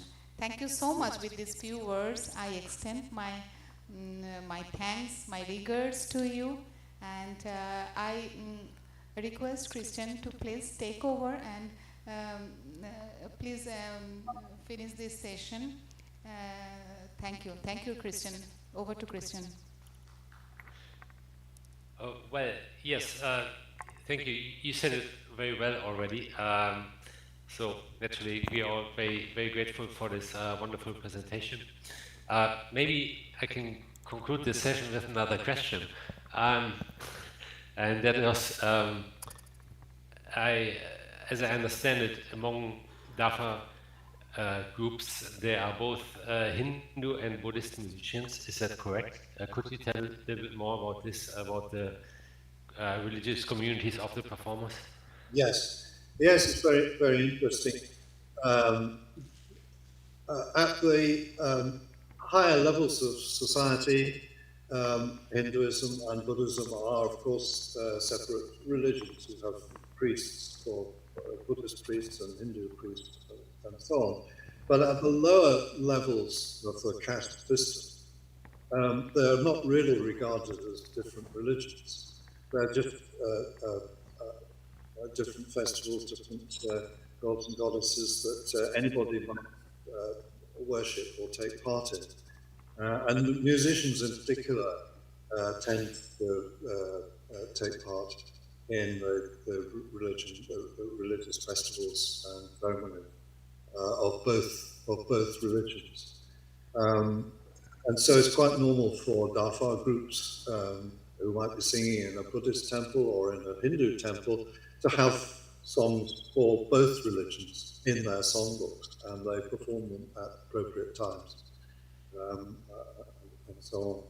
So, although Hinduism is the dominant religion, Buddhism is a minority religion, especially in Bhaktapur, but actually both religions are observed to varying extents by the same people. So it's one has to get away from this idea of religion being a sort of self-contained and exclusive world that you inhabit and you don't inhabit everybody else's world. Yes. It's a very interesting example of religious singing. Yes, thank you.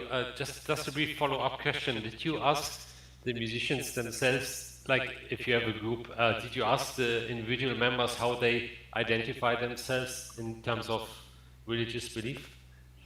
It's not really a question you can ask because the divisions, for example, the drummer who is playing in the Dr. Treya Dafa group, he plays or sings in the Dr. Treya temple.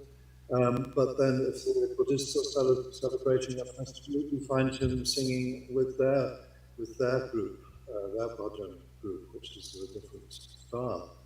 And so, or if somebody is has a daughter and their daughter is getting married, he might call a Hindu priest or a Buddhist priest, whichever he prefers. It's really not an issue. All right. Yes, thank you. Thank you. Thank you. Thank you, everybody, for your attention, and thank you for the privilege of being able to talk with you. I wish I could have been with you in person, but this is a very nice way of meeting you all very briefly. And thank you for your interest in my project. Yes, thank you. It was certainly a very valuable contribution, your presentation to the Congress. And I think with this, shall we conclude the session? Shaka? Please, with the permission of Richard and our chairperson Sanjay Bandyopadhyay sir, we would like to conclude now. And we have a wish to see Richard again us in the next session as well. Yes, I have the link. I will tune in and observe. So we will inform you, sir, again, and would like to get that opportunity again to listen to you in the next session of our Congress. Thank you so much. Thank you. Thank you. Namaskar.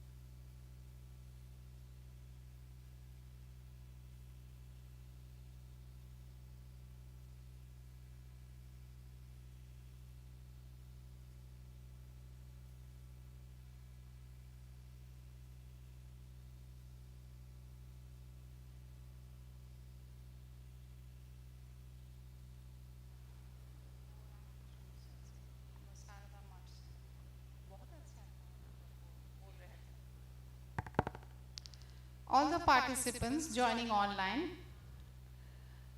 please stay with us. This is the last online session of this Congress for you only who are left. So we have got our president, our chairperson here, Professor Sanjay Bandyopadhyay sir. With his kind permission, we are starting this session. So first, I will request Mausumi Pal, Dr. Mausumi Pal. Yes, ma'am. Yes, here. Madam, can you please start your paper, and please keep it in mind that we have only 7 minutes. We cannot spend much time, ma'am. Sorry for that. Thank you so much. Please start your presentation. Thank you. Okay. Okay, thank you.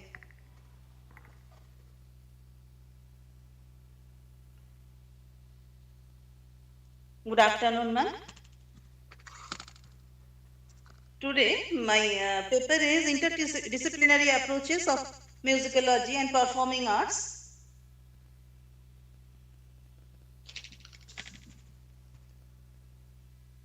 Analysis of models in higher education across North America, Europe, Oceania, and Asia. Interdisciplinary approaches to musicology and performing arts combine music with other disciplines to create a more holistic understanding of music. This approach can help students develop critical thinking skills, creativity, and relational thinking. Interdisciplinary approaches encourage students to synthesize and interact with different subject areas, connect music with other subjects such as art, history, and dance, can help students develop diverse talents and imaginative solutions, can support students' different learning styles, backgrounds, interests, and talents. Some examples of interdisciplinary approaches are mixed method approach, that is, uses both qualitative and quantitative data analysis to provide a holistic view. Interdisciplinary arts combines more than one artistic discipline such as visual arts, performing art, and musical arts. Music education incorporates other disciplines like psychology, sociology, and technology to enhance student engagement. Music research combines musicology with other disciplines like computer science and engineering to develop new music teaching tools. Interdisciplinary arts combines multiple artistic disciplines such as visual arts, performing arts, and digital arts. Disciplines that can be combined with music are art, dance, dramatic action, history, literary texts, nature, politics, religion, and social movements. Interdisciplinary collaboration is an emerging imperative in music education, but current understanding of global practices remains limited. Prior studies have focused narrowly on specific programs within limited geographic areas. Now, however, there are minimal quantitative mapping of initiatives across institutions and regions. Contextual insights explaining regional variations are also scarce. Hence, this study aims to address these gaps by conducting of comprehensive analysis of interdisciplinary programs, partnerships, events, and publications across leading global musical institutions using mixed methods approach. The analysis reveals significant diversity in models and determinants of productivity across regions. For instance, while Europe leads in formal integration and research output, North American prioritizes technology-enabled innovative through media and emerging tools. Partnerships are but focus areas and curricular integration vary. Next, the findings reveal significant diversity in interdisciplinary education practices and formats worldwide, implying a need for contextualized implementation aligned to institutional strengths rather than a one-size-fits-all approach. Therefore, as music education evolves, tailored interdisciplinary strategies that blend local priorities with global best practices are recommended to creativity nurture multifaceted skills and maximize potential for innovation. Thus, this research contributes an invaluable knowledge base to inform evidence based nimble policies and frameworks for cultivating cutting edge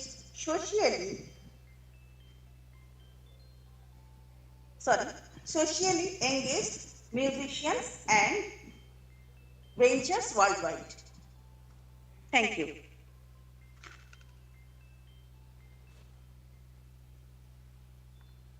Thank you, ma'am. Next participants. Thank you. Okay, thanks. Next participants, you present your paper.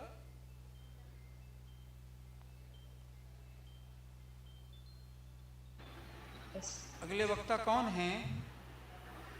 नमस्कार, मैं Rohini Bhatt. You start now. Yes, I will start. मेरा विषय है संस्कृत वाङ्मये रागतत्व विवेचनम् इति। संस्कृत में मैं बोल सकती हूँ ना?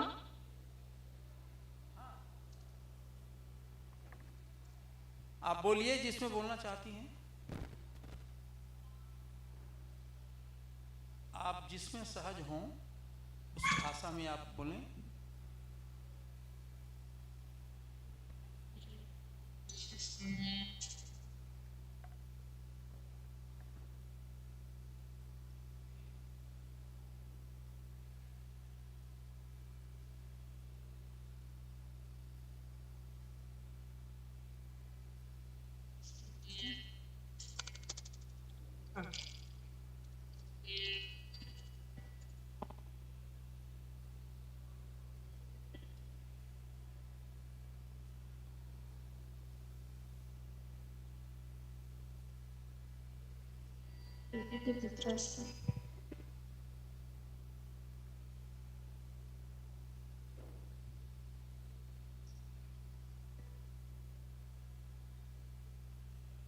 मेरा टॉपिक है राग तत्व विवेचनम। संस्कृत में लिखा गया है। जो संस्कृत वाङ्मय में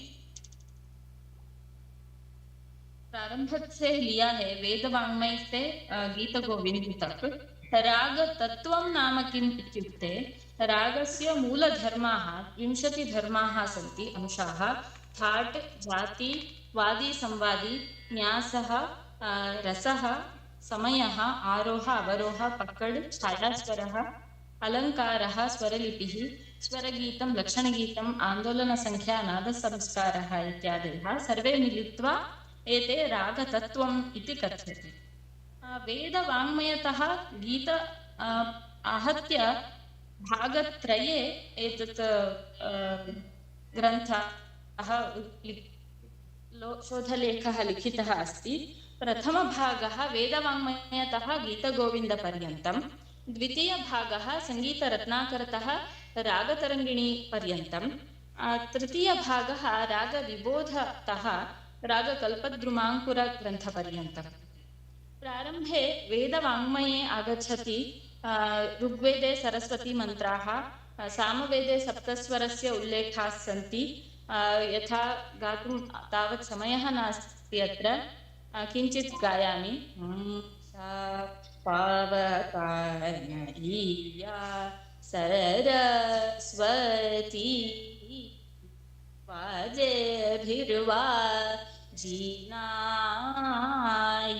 पाति यज्ञा।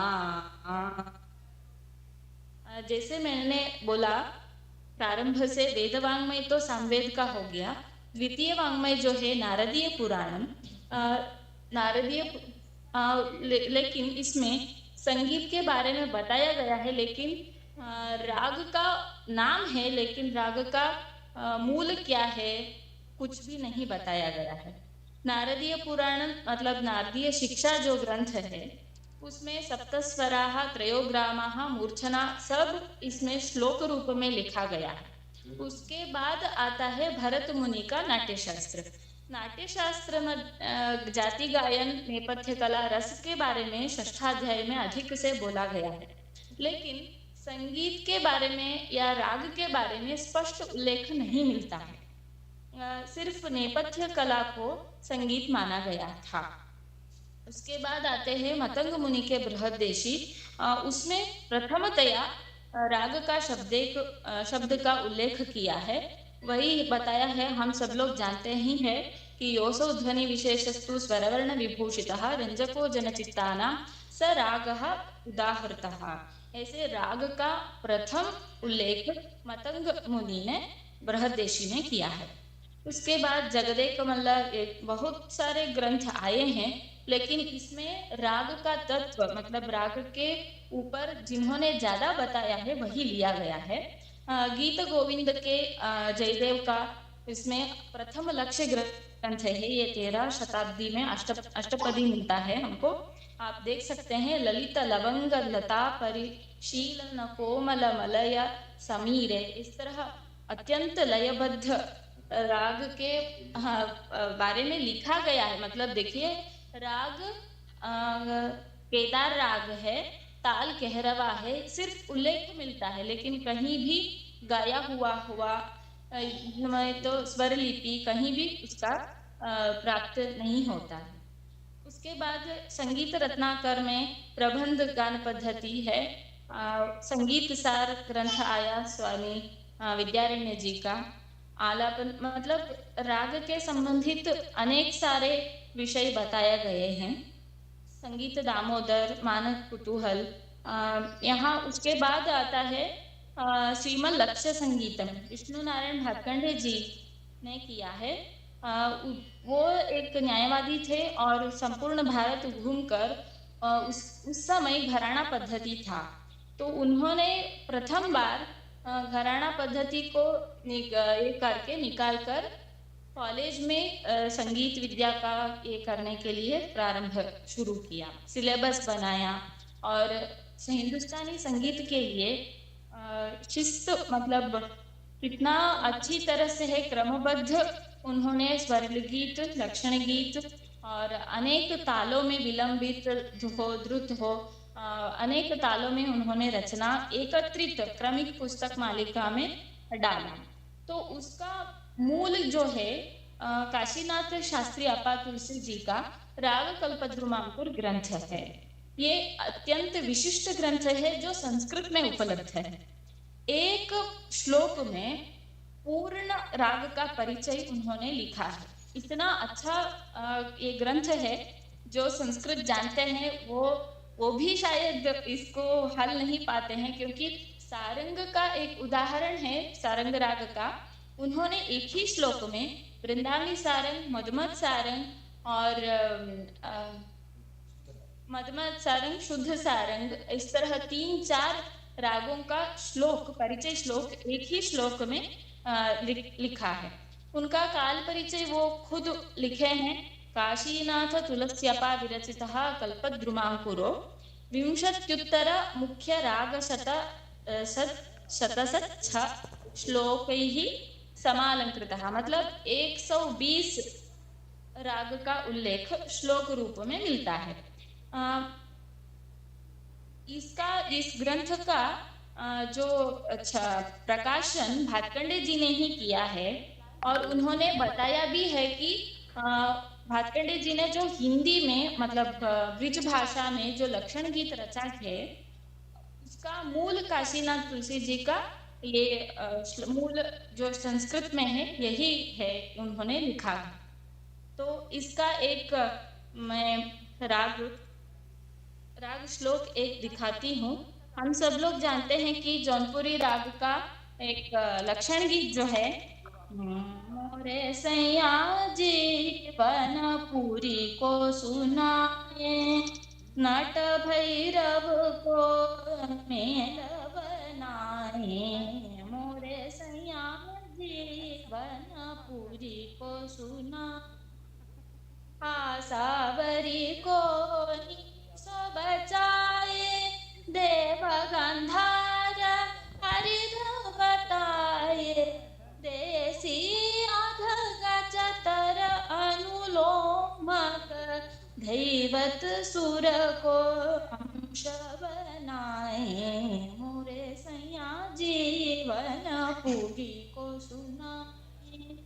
ये सिर्फ हम क्या करते हैं, परीक्षा के लिए ही सीखते हैं और उसका उल्लेख सिर्फ परीक्षा में गाते हैं, मंच प्रदर्शन में कहीं भी इसका प्रयोग नहीं होता है। लेकिन ये जो राग लक्षण श्लोक है जौनपुरी का, सिर्फ चार श्लोक लाइन दिखते हैं आपको, जैसे पायल की झनकार भैरनिया, वैसे ही प्रख्याता जौनपुरी मृदु गम धनिकारोहणे गे नहीं ना, प्रख्याता जौनपुरी। आलाप के साथ हम बहुत अच्छी तरह से गाए तो सामान्य लोगों को, मतलब जो संगीत नहीं जानते हैं, वो लोग भी जौनपुरी का राग परिचय ले सकते हैं।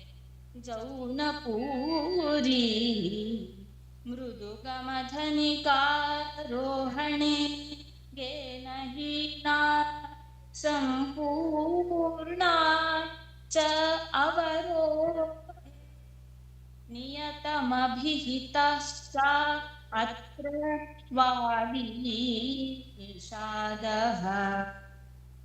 मतलब जो प्रख्यात जौनपुरी राग है उसमें ग ध नी कोमल है, तो मृदु नी च आरोह में गे नहीं ना ऐसा गाया जाता है। संपूर्ण अवरोह में संपूर्ण जाती है, तो वादी इसका है निषाद स्वर। गांधारः स्यात् अमात्यः, गांधारः स्यादमात्यः, प्रकटयति सदा आर्तावरी तुल्यरूपम्, गानं च अस्याः द्वितीय प्रहर समुचितम्, प्राण्ह एवोपदिष्टम्। गांधार है इसका, अमात्य वादी है। मतलब देखिए संस्कृत का इतना अच्छा शब्द का प्रयोग किए हैं। वादी है गांधार स्वर, सदा आसावरी तुल्य रूपम, आसावरी राग जैसे ही इसका है, लाइक आसावरी थाची है, लेकिन म पद रे ऐसे करने से एक्सीड कर रहा है। 5 मिनट का समय है मैडम, आप इसको कंक्लूड कर दें इसको। जी जी ओके जी, हो गया। ओके, धन्यवाद। नेक्स्ट पार्टिसिपेंट्स, नेक्स्ट अगले प्रतिभागी कौन है? Am I audible? Okay, Am I audible, sir? Hello Hello, sir. Am I audible? आप नाम बोलो तो। Namaskar. हाँ, Good afternoon, everyone.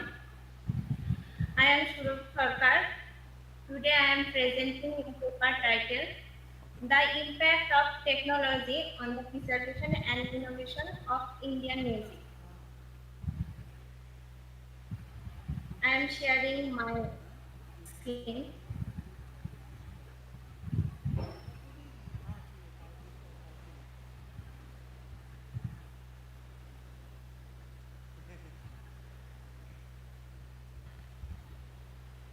Is my screen visible?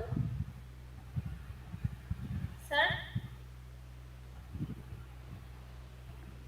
बोलिए बोलिए, आप बोल दीजिए। Sir, is my screen visible, sir? आपकी आवाज़ खुलकर नहीं आ रही है, आप वहाँ से देखें क्या परेशानी है। Sir, is my screen visible, sir? या विजुअल Okay. अभी तो आप आ नहीं रही हैं, ऑडियो केवल आ रहा आपका।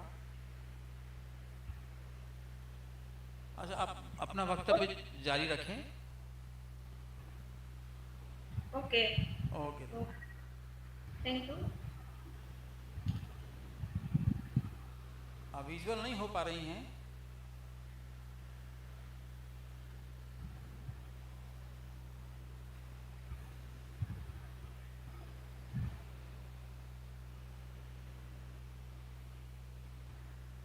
Introduction. Indian music, a deep-rooted cultural identity. It is not just entertainment, it's a feeling, a lifestyle that is transferred through centuries. Present in every aspect of life, from temples to tea stalls.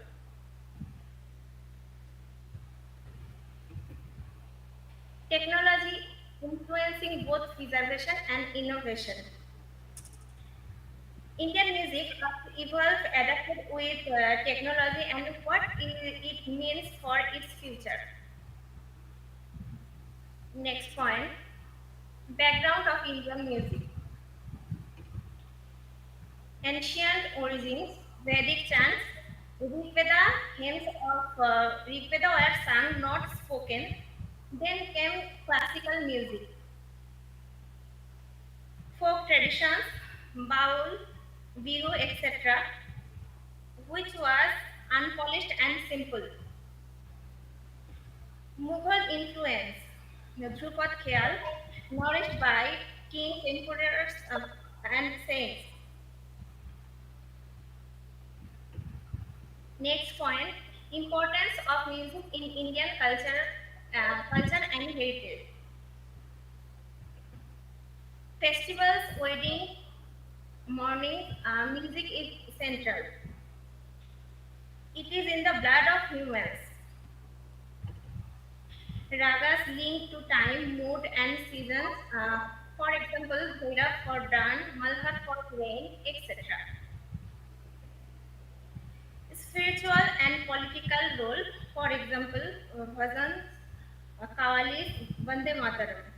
Bhajans in temples, kawalis in dargahs, are spiritual Vande Mataram stirred hearts.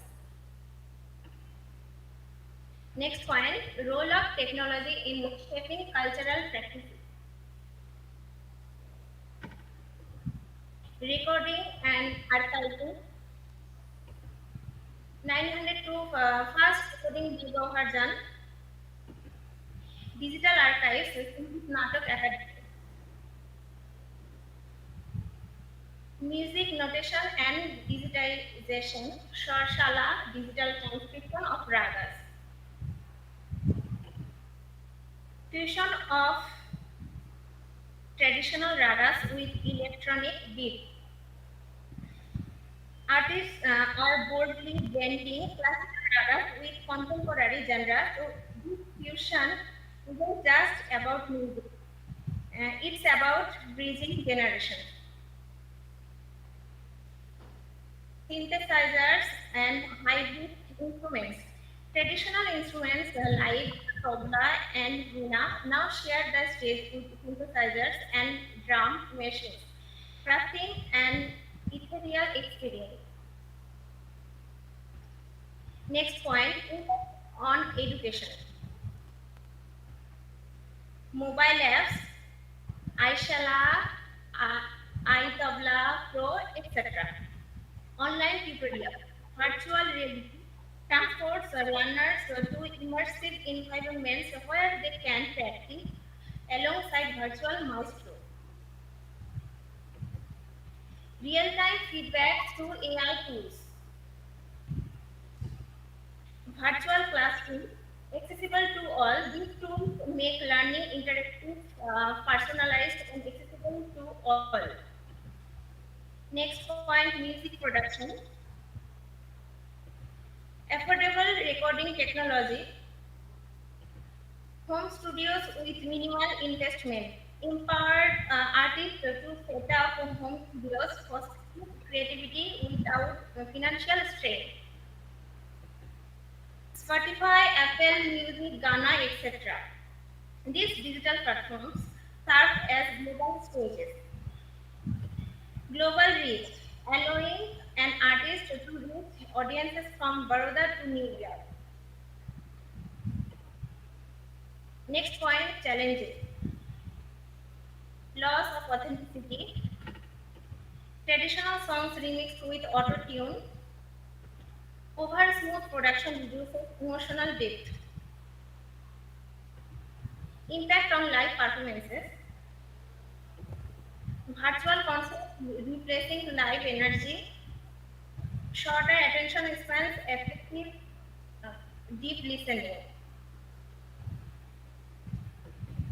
Next point, future of Indian music. Streaming platforms enabling global reach. Independent artists finding platform via social media. Sustaining traditional music in the modern era. Classical music, folk songs, Rabindra Sangeet are both changing. Online platforms have created a new space for musicians. Fusion music attracts the new generation. The audience might be different, but the soul remains.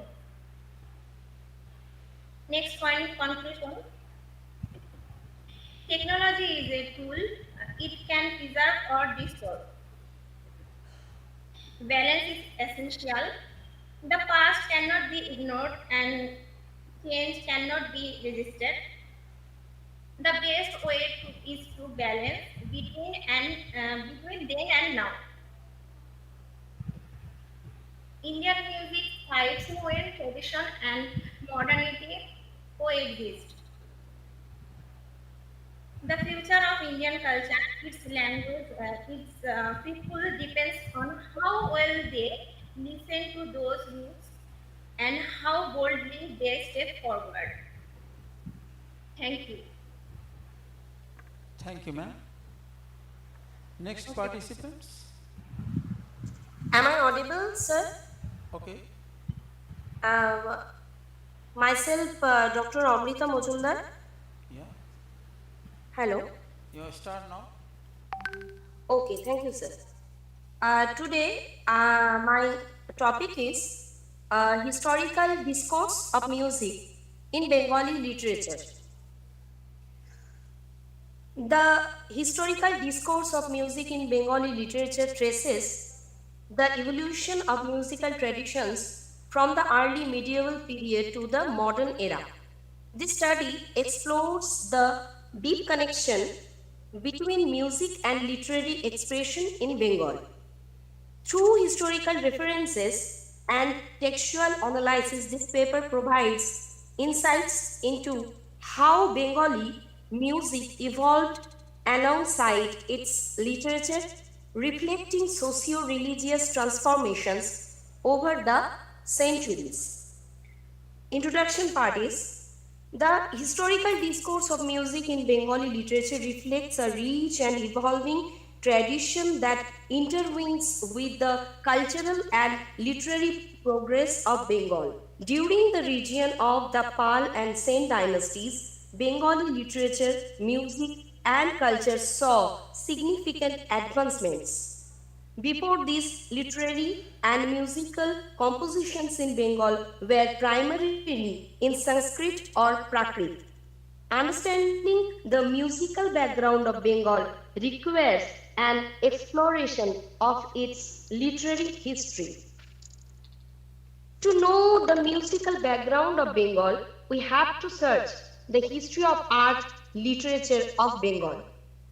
Bengali musical pursuits started after the creation of Bengali language and literature, and it can be said that Bengalis started their first literature through music, which is known as Chorchapad or Chorjagiti. What is Chorjapad? the role of Charjapad in early Bengali music. The Charjapadas were written as Buddhist mystical teachings and often included Raga-ragini prescriptions such as Patmanjari, Malhar, Kamod, Bhairavi, etc. Haraprasad Shastri Mahasaya remarked, songs are like Vaishnava Kirtan. The name of the song is Charjapad. Connection between the Charjapad and later Vaishnava musical traditions. Charjapads are written in Shandhu language. Shastri Mahasaya said about this language, Shandhu language means light, dark language, some light and some dark, some can be understood, some cannot be understood. After that, the influence of Vaishnavism and Geet Govinda. During the same dynasty, court music flourished and compositions like Jayadeva's Geet Govinda emerged. Jayadev is the first to introduce the stream of Vaishnava lyrical poetry in Bangladesh by worshipping Radha Madhav's Bijan Keli at the Jamuna coast. The Geet Govinda is a narrative poem, often interspersed with dialogues and songs by Krishna, Radha and Sati. According to Sangeet Sastri Bhatkhandiji, the rhythms used in Geet Govinda are mostly South Indian and 10 of the 12 ragas are described in the poet Lochon's Rag Tarangini. Now I am coming in Sri Krishna Kirtan. During the late medieval period, Sri Krishna Kirtan by Boru Chandidas became an important example of lyrical poetry in Bengal. This text, composed in the 15th century, was stylistically influenced by Geet Govinda and described the divine love of Radha and Krishna. From the 12th century to the 18th century, there was a communal lyrical literature describing the greatness of various gods and goddesses in Bengal, which is known as Mongol Kabya. Professor Charu Bandyopadhyay said Mongol Kabyas were sung to promote the greatness and worship of the deity. That song was in a special tune, and that tune was also called Mongol. Now I am going to conclude my paper.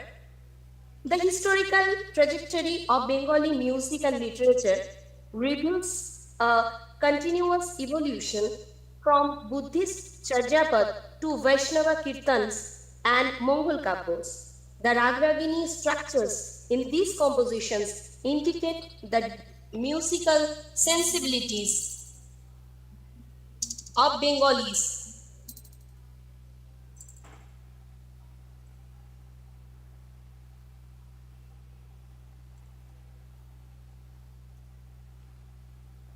Hello? Hello, madam. Am I audible? Now I conclude myself. Paper. हो गया? Just 2 minutes. The Ragragini structures in these compositions indicate the deep musical sensibilities of Bengalis, influencing subsequent genres and traditions. From Charjapad to Tagore's Gitanjali, Bengali music and literature have retained a lyrical essence highlighting their inseparable connection. Thank you so much.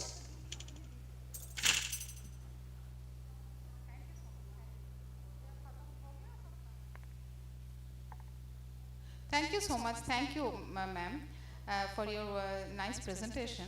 It's so thoughtful.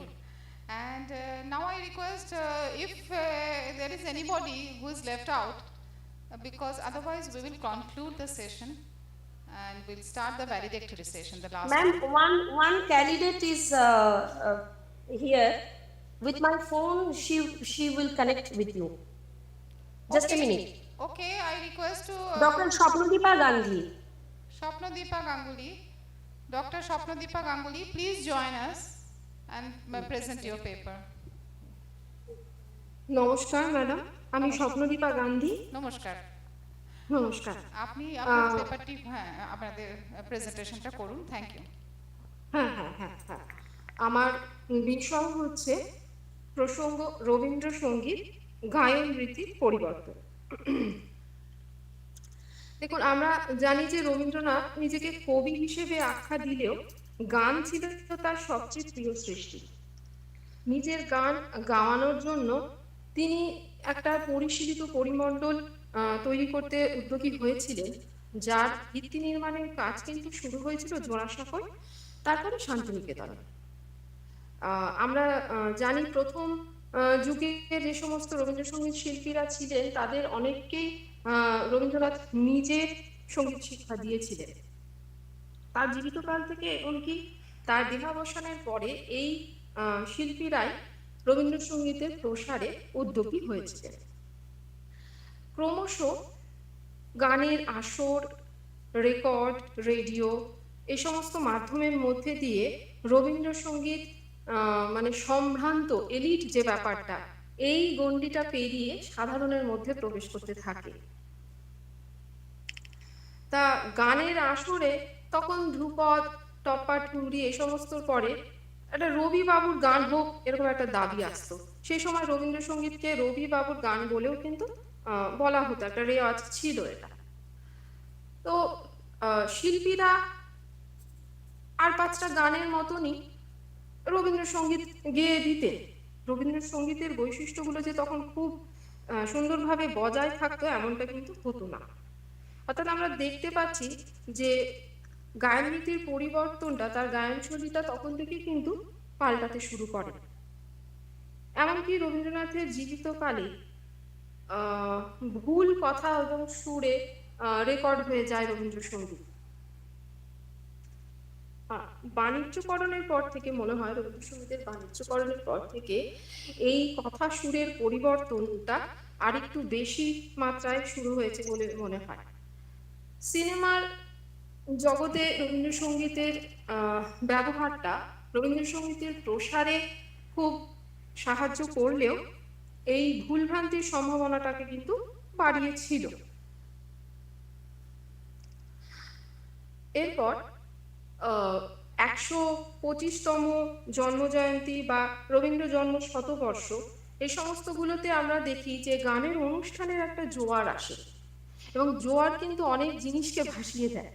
রবীন্দ্রসঙ্গীতের শব্দের উচ্চারণ, লয়ের প্রয়োগ, সুরের উৎকর্ষতা, অভিব্যক্তি, এই জাতীয় যাবতীয় জিনিস যা রবীন্দ্রসঙ্গীতের বৈশিষ্ট্যকে তৈরি করে, সেগুলোর প্রতি আমরা ঘাটতি নজরে আসে। প্রোডাক্ট হিসেবে সম্ভবত রবীন্দ্রসঙ্গীত খুব লাভজনক বা গুরুত্বপূর্ণ বলে এই সমস্ত জিনিসগুলো বা এতটা পরীক্ষা নিরীক্ষা রবীন্দ্রসঙ্গীতকে নিয়ে হয়েছে। ভিন্ন ভাষায় রবীন্দ্রসঙ্গীত রেকর্ড হয়েছে এবং তা বিক্রিও হয়েছে প্রচুর। রবীন্দ্রসঙ্গীতের একটা গুরুত্বপূর্ণ ব্যাপার হচ্ছে কাব্য সুষমা। এর দিকে হয়তো অতটা নজর তখন পড়ছে না যখন ভিন্ন ভাষায় রেকর্ড হচ্ছে। এমনকি ভিন ভাষীর কণ্ঠে রবীন্দ্রসঙ্গীতের রেকর্ড হয়েছে, সেক্ষেত্রেও কিন্তু উচ্চারণের দিকটা হয়তো দেখা হচ্ছে না। তো নিজের গানের এরকম অবস্থা রবীন্দ্রনাথ তার শেষ জীবনে দেখে গেছেন। তিনি অনেক ভাষণে তার এই সম্পর্কিত আশঙ্কা উদ্বেগ প্রকাশ করেছেন। প্রফুল্লচন্দ্র মহলানবিশকে এক ভাষণে তিনি বলেছিলেন যে আমার গানটা যেন আমার গান বলে চিনতে পারে, এটা তোমরা দেখো। মানে উনি বলছেন যে এমন হয়েছে যে নিজের গানকে তিনি নিজের বলে চিনতে পারছেন না, মনে হচ্ছে যেন কথাটা তার, সুরটা তার নয়। আচ্ছা, তার মানে কি এইটা যে রবীন্দ্রনাথ একদম স্বাধীনতা দিতে পছন্দ করতেন না তার গানে? তা কিন্তু নয়। আমরা অন্য একটা চিঠিতে শেষের দিকে শাহানা দেবীকে লেখা একটা চিঠিতে দেখছি তিনি লিখছেন যে গায়ক গ্রামোফোন নয়। রচয়িতার থেকে গায়কের একটা অনুমোদিত ভাব থাকবে যেটা রচয়িতার ভাবের সঙ্গে মিলতে নাও পারে, সুতরাং গায়কের সেই ভাবটাকে কিন্তু আমাকে মানতে হবে। তাহলে তিনি কি চাইছেন? তিনি চাইছেন গানটা এমন হবে যেখানে রচয়িতার যতটা থাকছেন, যিনি গাইছেন তিনিও ততটা থাকছেন, এমন একটা সার্থক মিলন চাইছেন তিনি। সারা জীবন তিনি কিন্তু তার গান গাওয়ানোর জন্য উপযুক্ত কণ্ঠের খোঁজে থাকতেন। কাকে কাকে দিয়ে গান গাওয়াবেন, হয়তো বলছেন যে অমুকজন গাইলেন খুব একটা ভালো হয়নি, হ্যাঁ, অমলা দাস গাইলে হয়তো খুব ভালো হলো। আমি একটা উদাহরণস্বরূপ বলছি। এই ওপর। এই তো অনেকেই বলেন যে রবীন্দ্রসঙ্গীত নিয়ে এত মানে বাধা নিষেধ এগুলোর কি প্রয়োজন, রবীন্দ্রসঙ্গীতের ওপর দিয়ে এবার একটু খোলা হাওয়া বয়ে যাওয়া দরকার। তো আমি শেষ করতে চাই, মানে আজও আমরা জানি যে 5টা গান রেকর্ড হলে তার মধ্যে একটা কিন্তু রবীন্দ্রসঙ্গীত। তো রবীন্দ্রসঙ্গীতের এখন অবস্থাটা কিরকম, সে কি এতদিনের চলে আসা সংস্কারকে ভেঙে দিয়ে একেবারে একটা আধুনিক রূপ নিয়েছে? হয়তো তা নয়। তাহলে কিন্তু শ্রোতারা কতটা নিত না, গানের ভবিষ্যৎ পুরোপুরিভাবে নির্ভর করছে শ্রোতা শিল্পী এদের ওপরে। রবীন্দ্রসঙ্গীত এই আধুনিক রূপের মধ্যেই তার ঐতিহ্যের শেকড়কে নিশ্চয়ই ধরে রেখেছে। এইটাই এই প্রবন্ধে দেখানোর চেষ্টা করা হয়েছে। নমস্কার, ধন্যবাদ।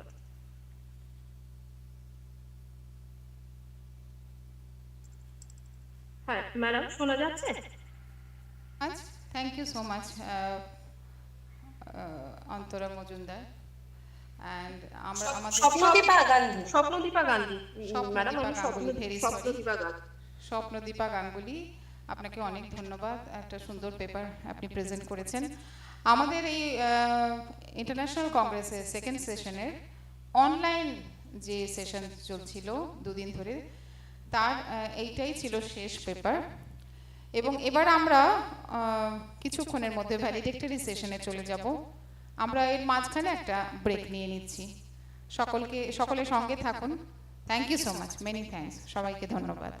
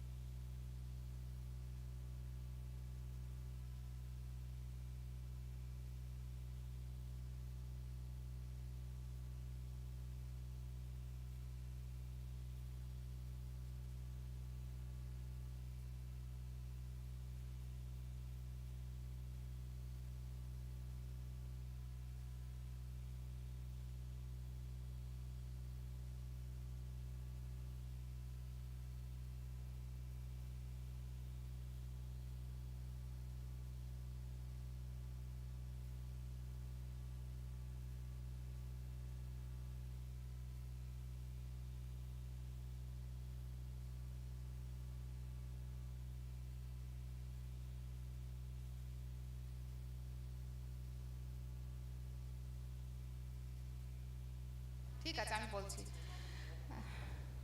নমস্কার সকলকে, স্যার অনেক ধন্যবাদ, স্যার অনেক ধন্যবাদ সকলকে শ্রদ্ধা জানিয়ে আজকের আমাদের এই দুদিন ব্যাপী দীর্ঘ যে কংগ্রেস আমরা সফলভাবে সমাপ্ত করলাম, তার ভ্যালিডিক্টরি সেশন অন্তিম সেশনে এসে আমরা উপস্থিত হয়েছি।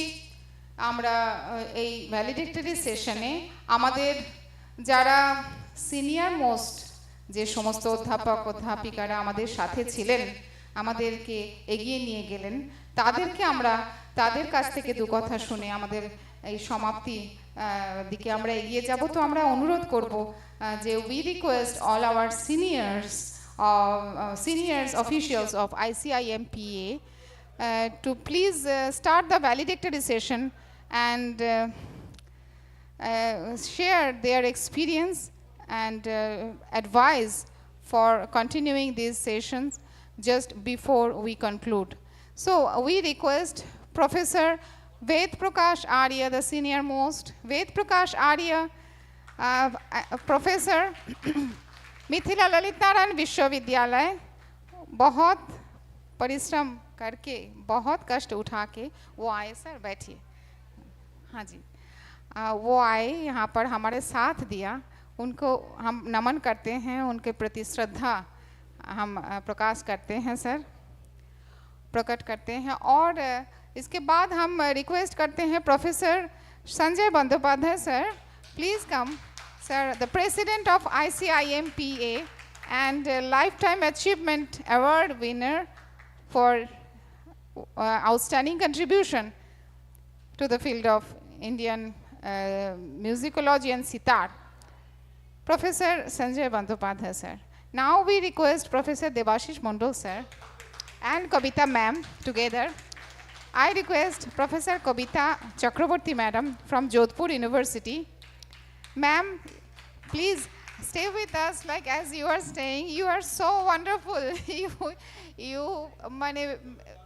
You meet us like a friend. You give us advice like a philosopher. Thank you, ma'am. Thank you. Thank you. Stay with us. Please take your seat.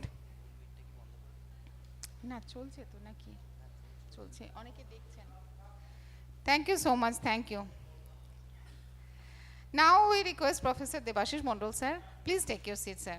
And we are now starting the formal valedictory session, the end session of the last session of this ICIMPA, second ICIMPA Congress session. And now I request, I request my senior professor, our senior professor Sanjay Bandyopadhyay sir, to give a valedictory speech briefly, so that we can get your advice and deep insight just before we end this session. Thank you.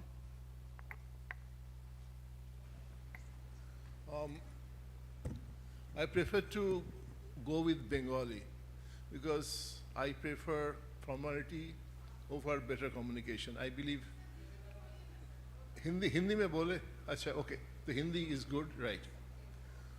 तो मैं ये पूछ रहा हूँ कि ये तो बहुत खराब गया ना, मैं आप लोगों को पूछ रहा हूँ ये ऐसे एमपीए के कांग्रेस का जो 2 दिन का सेशन बहुत ही खराब गया ना, कैसा लगता है आप लोगों को? कुछ रेस्पॉन्ड कर, बहुत खराब गया नहीं तो क्या बहुत अच्छा गया? तो बोलो तो सब लोग बहुत अच्छा गया, बहुत अच्छा बोलिए, तो बोलते में क्या प्रॉब्लम है? It was amazingly done. So this is hats off to Dr.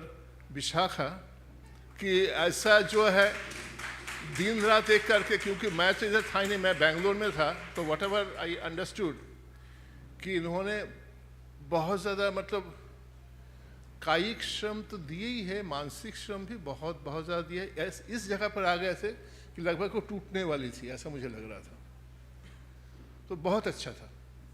और बाकी इनको जो सपोर्ट किया है उन सबको, देबाशीष है, जो भी है, सब हमारे छोटे ही है, सबको मैं नमन करता हूँ कि इतना अच्छा सपोर्ट दिए। तो ये जो लड़की जो है अभी जिंदा है, दिख रहा है, द अमाउंट ऑफ स्ट्रेस जो है इनको मिला है, तो ये बात है।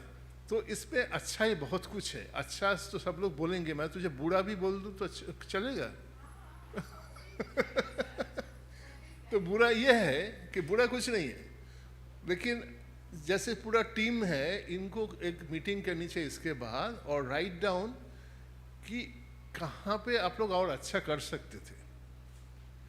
That is the only thing. तो उसका अगर लिस्ट हो जाए और ये अगर पता चल जाए कि यहाँ यहाँ जो हम और अच्छा कर सकते थे, तो उसमें वो सॉल्यूशन भी मिल जाएगा कैसे वो अच्छा अगले सेशन में होगा।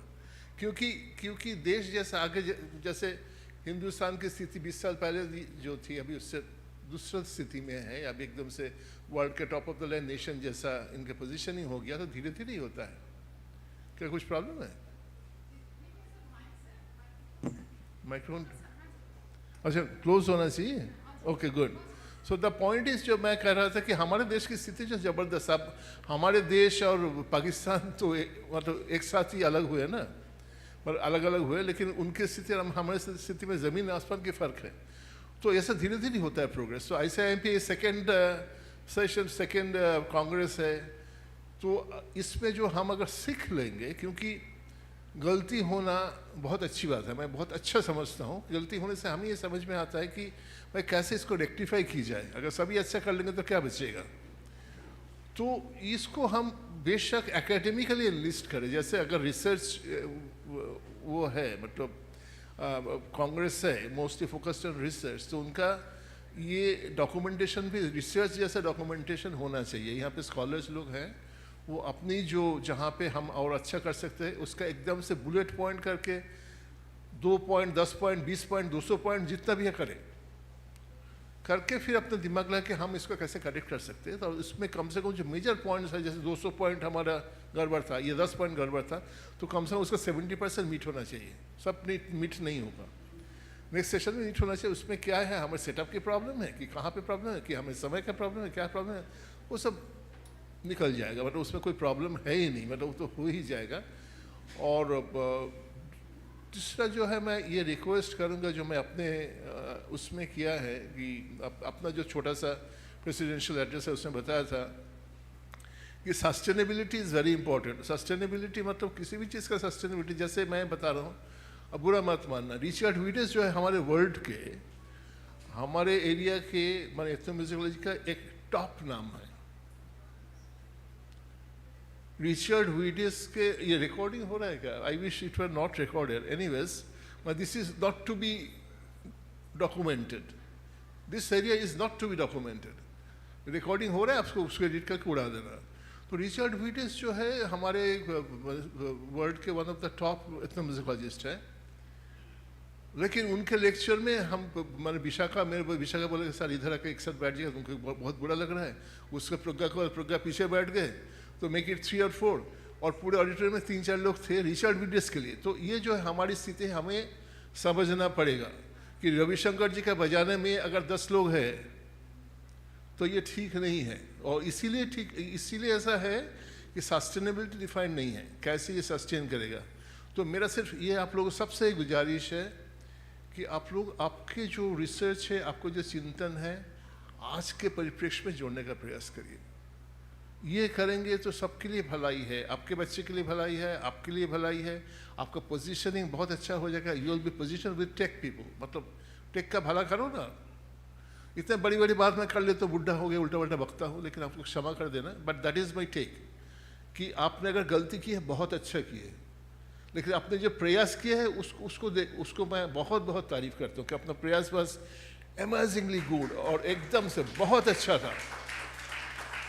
लेकिन उसके बाद भी आप इसको आइडेंटिफाई करो कि कहाँ पे हुआ, उसको ठीक कर लो और आज के तारीख के साथ जोड़ लीजिए आपका activities. Thank you very much.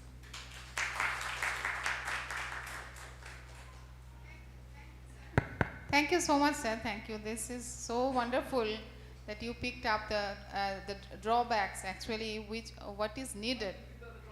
No, the difficult areas, some difficult areas you point out that is really needed to make it, to develop this system. So thank you. That is good. And it was really, really an embarrassing situation when Richard was presenting, because I could not manage my people, could not make them understand that this is needed. So I request some people to come and sit, at least listen to him. There's the world's best musicologist, ethnomusicologist is speaking here. So that people have to understand that. So that is also my aim, to make people understand.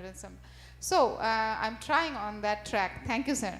Now I request, मैं थोड़ा सा request करती हूँ कि sir Ved Prakash ji अपना कैसा लगा, ये आप अपना अनुभव व्यक्त करें, हमारे साथ थोड़ा सा साझा करें. Thank you sir. Thank you.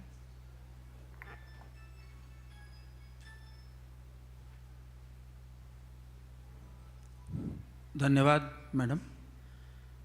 उपस्थित मंच पर सभी आदरणीय विद्वानगण, इस 2 दिवसीय इस समारोह में मुझे आने का मौका मिला, मुझे अवसर दिया आपने. विशाखा जी, आपको बहुत बहुत धन्यवाद. इस 2 दिवसीय कार्यक्रम में पेपर पढ़ना, विद्वानों का व्याख्यान और फिर कार्यक्रम, संगीत की प्रस्तुतियाँ भी हुई हैं. इन सबों में यंत्रवत कार्य होते रहे और पता नहीं चला कौन क्या कर रहा है, अब कब कर रहा है और कैसे हो रहा है, लेकिन सारा काम यंत्रवत हो रहा था. एक बना बना डिसिप्लिन. सर ने कहा कि साहब इतना अच्छा काम हुआ, पुनर्मूल्यांकन की आवश्यकता है कि बैठकर इस पर विचार करें कि इसको और अच्छे ढंग से कैसे बनाया जा सकता है. वास्तव में बहुत सत्य बात है ये कि हर कार्यक्रम के बाद हमको खुद को निरीक्षण करना आवश्यक है कि हम आगे और अच्छे ढंग से करें.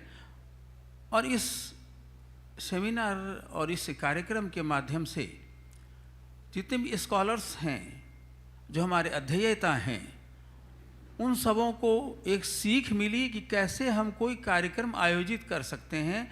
यह एक प्रोग्राम उनके सामने मिला और सबों को जो कार्य बटे हुए थे, सब ने अपने अपने ढंग से जो कार्य का निष्पादन किया है, उसमें उनमें जो आत्मविश्वास का विकास हुआ है, एक बहुत बड़ी उपलब्धि है ये. दूसरी बात, सब लोगों ने जो अपने पत्र वाचन किए हैं, पेपर प्रेजेंट किया है लोगों ने,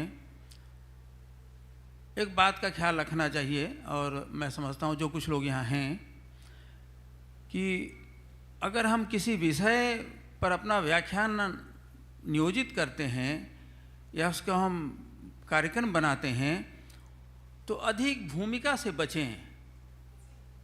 भूमिका बहुत नहीं होनी चाहिए. जैसा सर ने पहले दिन कल ही कहा था कि पुरानी बातें तो हम सब जान रहे हैं, उनको दोहराने की आवश्यकता नहीं है. हम विषय को सीधे तौर से और विषय की गहराइयों को, अब विषय की तकनीकों को स्पष्ट करें, ये ज़्यादा अच्छा होता है. और सबों को वाचन करने का अवसर मिला, ये उनके आत्मविश्वास में विकास हुआ है और बहुत ही अच्छा, बहुत ही सफल कार्यक्रम हुआ. और जैसा कि कल बातचीत में, आज भी ये बात है कि एक संगीतकारों का या म्यूजिशियंस या म्यूजिकोलॉजिस्ट लोगों का एक कोई राष्ट्रीय स्तर का एक कांग्रेस गठन क्यों नहीं हो रहा. यह बहुत अच्छा उपाय है और विचार हैं. इसे जब भी आरंभ किया जाएगा हम लोग उसमें तन मन धन से साथ रहेंगे. इन्हीं शब्दों के साथ धन्यवाद.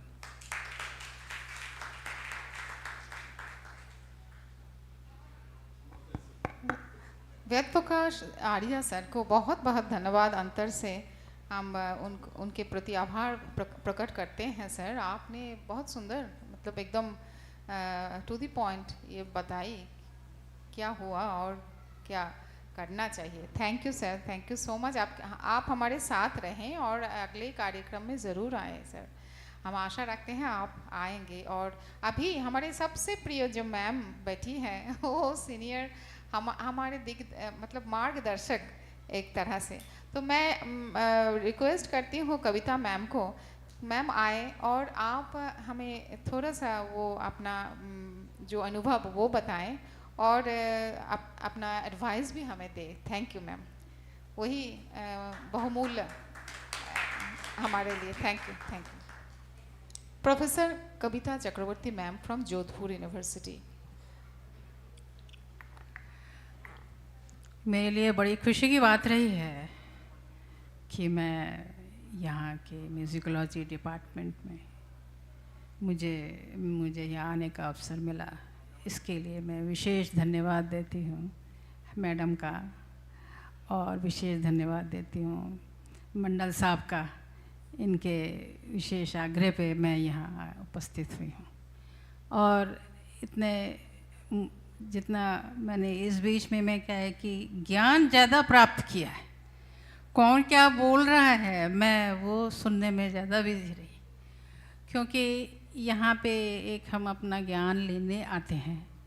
और ये बड़ी खुशी की बात है कि आप लोग कहाँ कितनी कितनी दूर से यहाँ आए हैं, और वो जो अरेंजमेंट है वो बड़ा मुश्किल होता है। मैं तो बैठ के खाली विशाखा मैडम को देख रही थी, कभी अंग्रेजी में बोल रही हैं, कभी हिंदी में बोल रही हैं, कभी बांग्ला में बोल रही हैं, और सबके नाम याद है उनको, कौन कहाँ से आया है, कौन क्या नाम है, किस पोस्ट पर है, किसी का नाम भी गलत नहीं हो रहा है, राइट हो रहा है। तो ये मैं देख के मुझे बहुत अच्छा लगा। अब ये जो मैंने पार्टिसिपेंट्स के बारे में थोड़ा सा मैं बोलूँगी कि इनके कई जो मैंने देखे हैं, इन्होंने लिखा है, अच्छा लिखा है, लेकिन कहीं कहीं उनका थोड़ा रेफरेंसेस का अभाव है कि हमें जो रेफरेंसेस देने होते हैं, खाली हमें एक आलेख लिख के नहीं छोड़ना होता है, उसमें रेफरेंसेस देने होते हैं और अच्छी बुक्स के देने होते हैं, क्योंकि ये एक आपके रिसर्च लेवल का वर्क होता है जिसमें आपका थीसिस में भी कई बार ऐड होता है, और तो इसमें आपको रेफरेंसेस अच्छी बुक्स का देना होता है। और इसके लिए हमें लाइब्रेरी स्टडी की ज़रूरत पड़ती है, खाली वो गूगल सर्च से काम नहीं चलता कि हमें लाइब्रेरी में जाके एक किताब हम देखेंगे और हमें 10 किताबें हमारे हाथ से निकलेंगी। हम तो उस परंपरा के हैं, और मैं समझती हूँ कि ये तो चलना ही चाहिए, बाकी जो आपको गूगल सर हैं वो तो चलेंगे। इसमें साथ में थोड़ा सा, क्योंकि म्यूजिकोलॉजी शब्द बार बार आ रहा है, मैं बनारस की पढ़ी हुई हूँ, तो वो कुछ नाम मेरे दिमाग में हमेशा रहते हैं जो म्यूजिकोलॉजी पे जिन लोगों ने पिछले 100 सालों में काम किया, उन नामों का मैं बार बार सुनना चाह रही थी, वो बहुत कम सुनने में आया, किसी ने उल्लेख कम किया। उसमें से यह है कि मैं ठाकुर जयदेव सिंह का नाम लेना चाहूँगी। उनकी बहुत अच्छी किताब रही भारतीय संगीत का इतिहास। उसके पहले ओमकारनाथ ठाकुर, उनका प्रणव भारती इतना एक्सेलेंट है कि उसको पढ़ते पढ़ते हमारे कई महीने लग जाएंगे समझने के लिए। फिर प्रोफेसर प्रेमलता शर्मा, उन्होंने संगीत राज उसका एडिशन लिखा है, और उसके बाद अभी उन्होंने रिसेंटली उनकी एक किताब मैंने पढ़ी है जिसका है एस्थेटिक्स एंड इंडियन म्यूजिकोलॉजी, उस किताब का ही नाम है। तो अगर आप जो रिसर्चर्स हैं वो उसको पढ़ना चाहें तो आप उसको ज़रूर मंगाएं, मैं उसकी डिटेल्स जो हैं आप लोगों को भेज दूँगी। और इसके बाद मतलब बहुत अच्छा वो किताब पढ़ेंगे और उससे जो है अब बहुत आपको ज्ञान मिलेगा आगे हमें क्या करना चाहिए, क्योंकि म्यूजिकोलॉजी शब्द बहुत वास्ट हो गया है। खाली वो पहले तो हमारे यहाँ खाली शास्त्र था, अब शास्त्र के साथ ये जो है ना नेगोशिएशन जो हुआ है हमारे वेस्टर्न कंट्रीज से जो हम लोग जुड़े हैं, इसमें कुछ ब्रांचेस जुड़ गए हैं, जैसे वही पेडागोजी और एथनोम्यूजिकोलॉजी, ये सब ऐड हुआ है। इसको हमें अपने म्यूजिकोलॉजी में कैसे स्टडी करना है इसको अभी हमारे विद्वान देख रहे हैं। जैसे एस्थेटिक्स को बहुत से लोगों ने उसको रिसर्च किया कि उनका जो, क्योंकि ये वेस्टर्न शास्त्र है, वेस्टर्न से हमारे इंडिया के जो म्यूज़िक है उससे वो कैसे अटैच होगा, ब्रिज कैसे बनाया जाए। तो इसके लिए हमारे जो विद्वानों ने मेहनत करी और मतलब उनके कई सिद्धांत बने हुए हैं, जैसे अभिव्यंजनावाद, उनका एक बहुत अच्छा सिद्धांत बना हुआ है एस्थेटिक्स पे, वो हमारे इंडियन म्यूजिकोलॉजी में जुड़ा है। जो रस, जो विद्वानों ने उसको रस से जोड़ने की कोशिश करी है। तो ये हमारा ये मतलब वेस्टर्न म्यूज़िक से जो ये नेगोशिएशन हुआ है अभी एक ब्रिज है, उसको हमारे विद्वान जोड़ने की कोशिश कर रहे हैं। तो मुझे बहुत अच्छा लगा, मैंने अपने सजेशन आपको दिए और उम्मीद करती हूँ कि आगे हम लोग फिर मिलेंगे। सबको आगे आगे के लिए शुभकामनाएं देती हूँ। Thank you.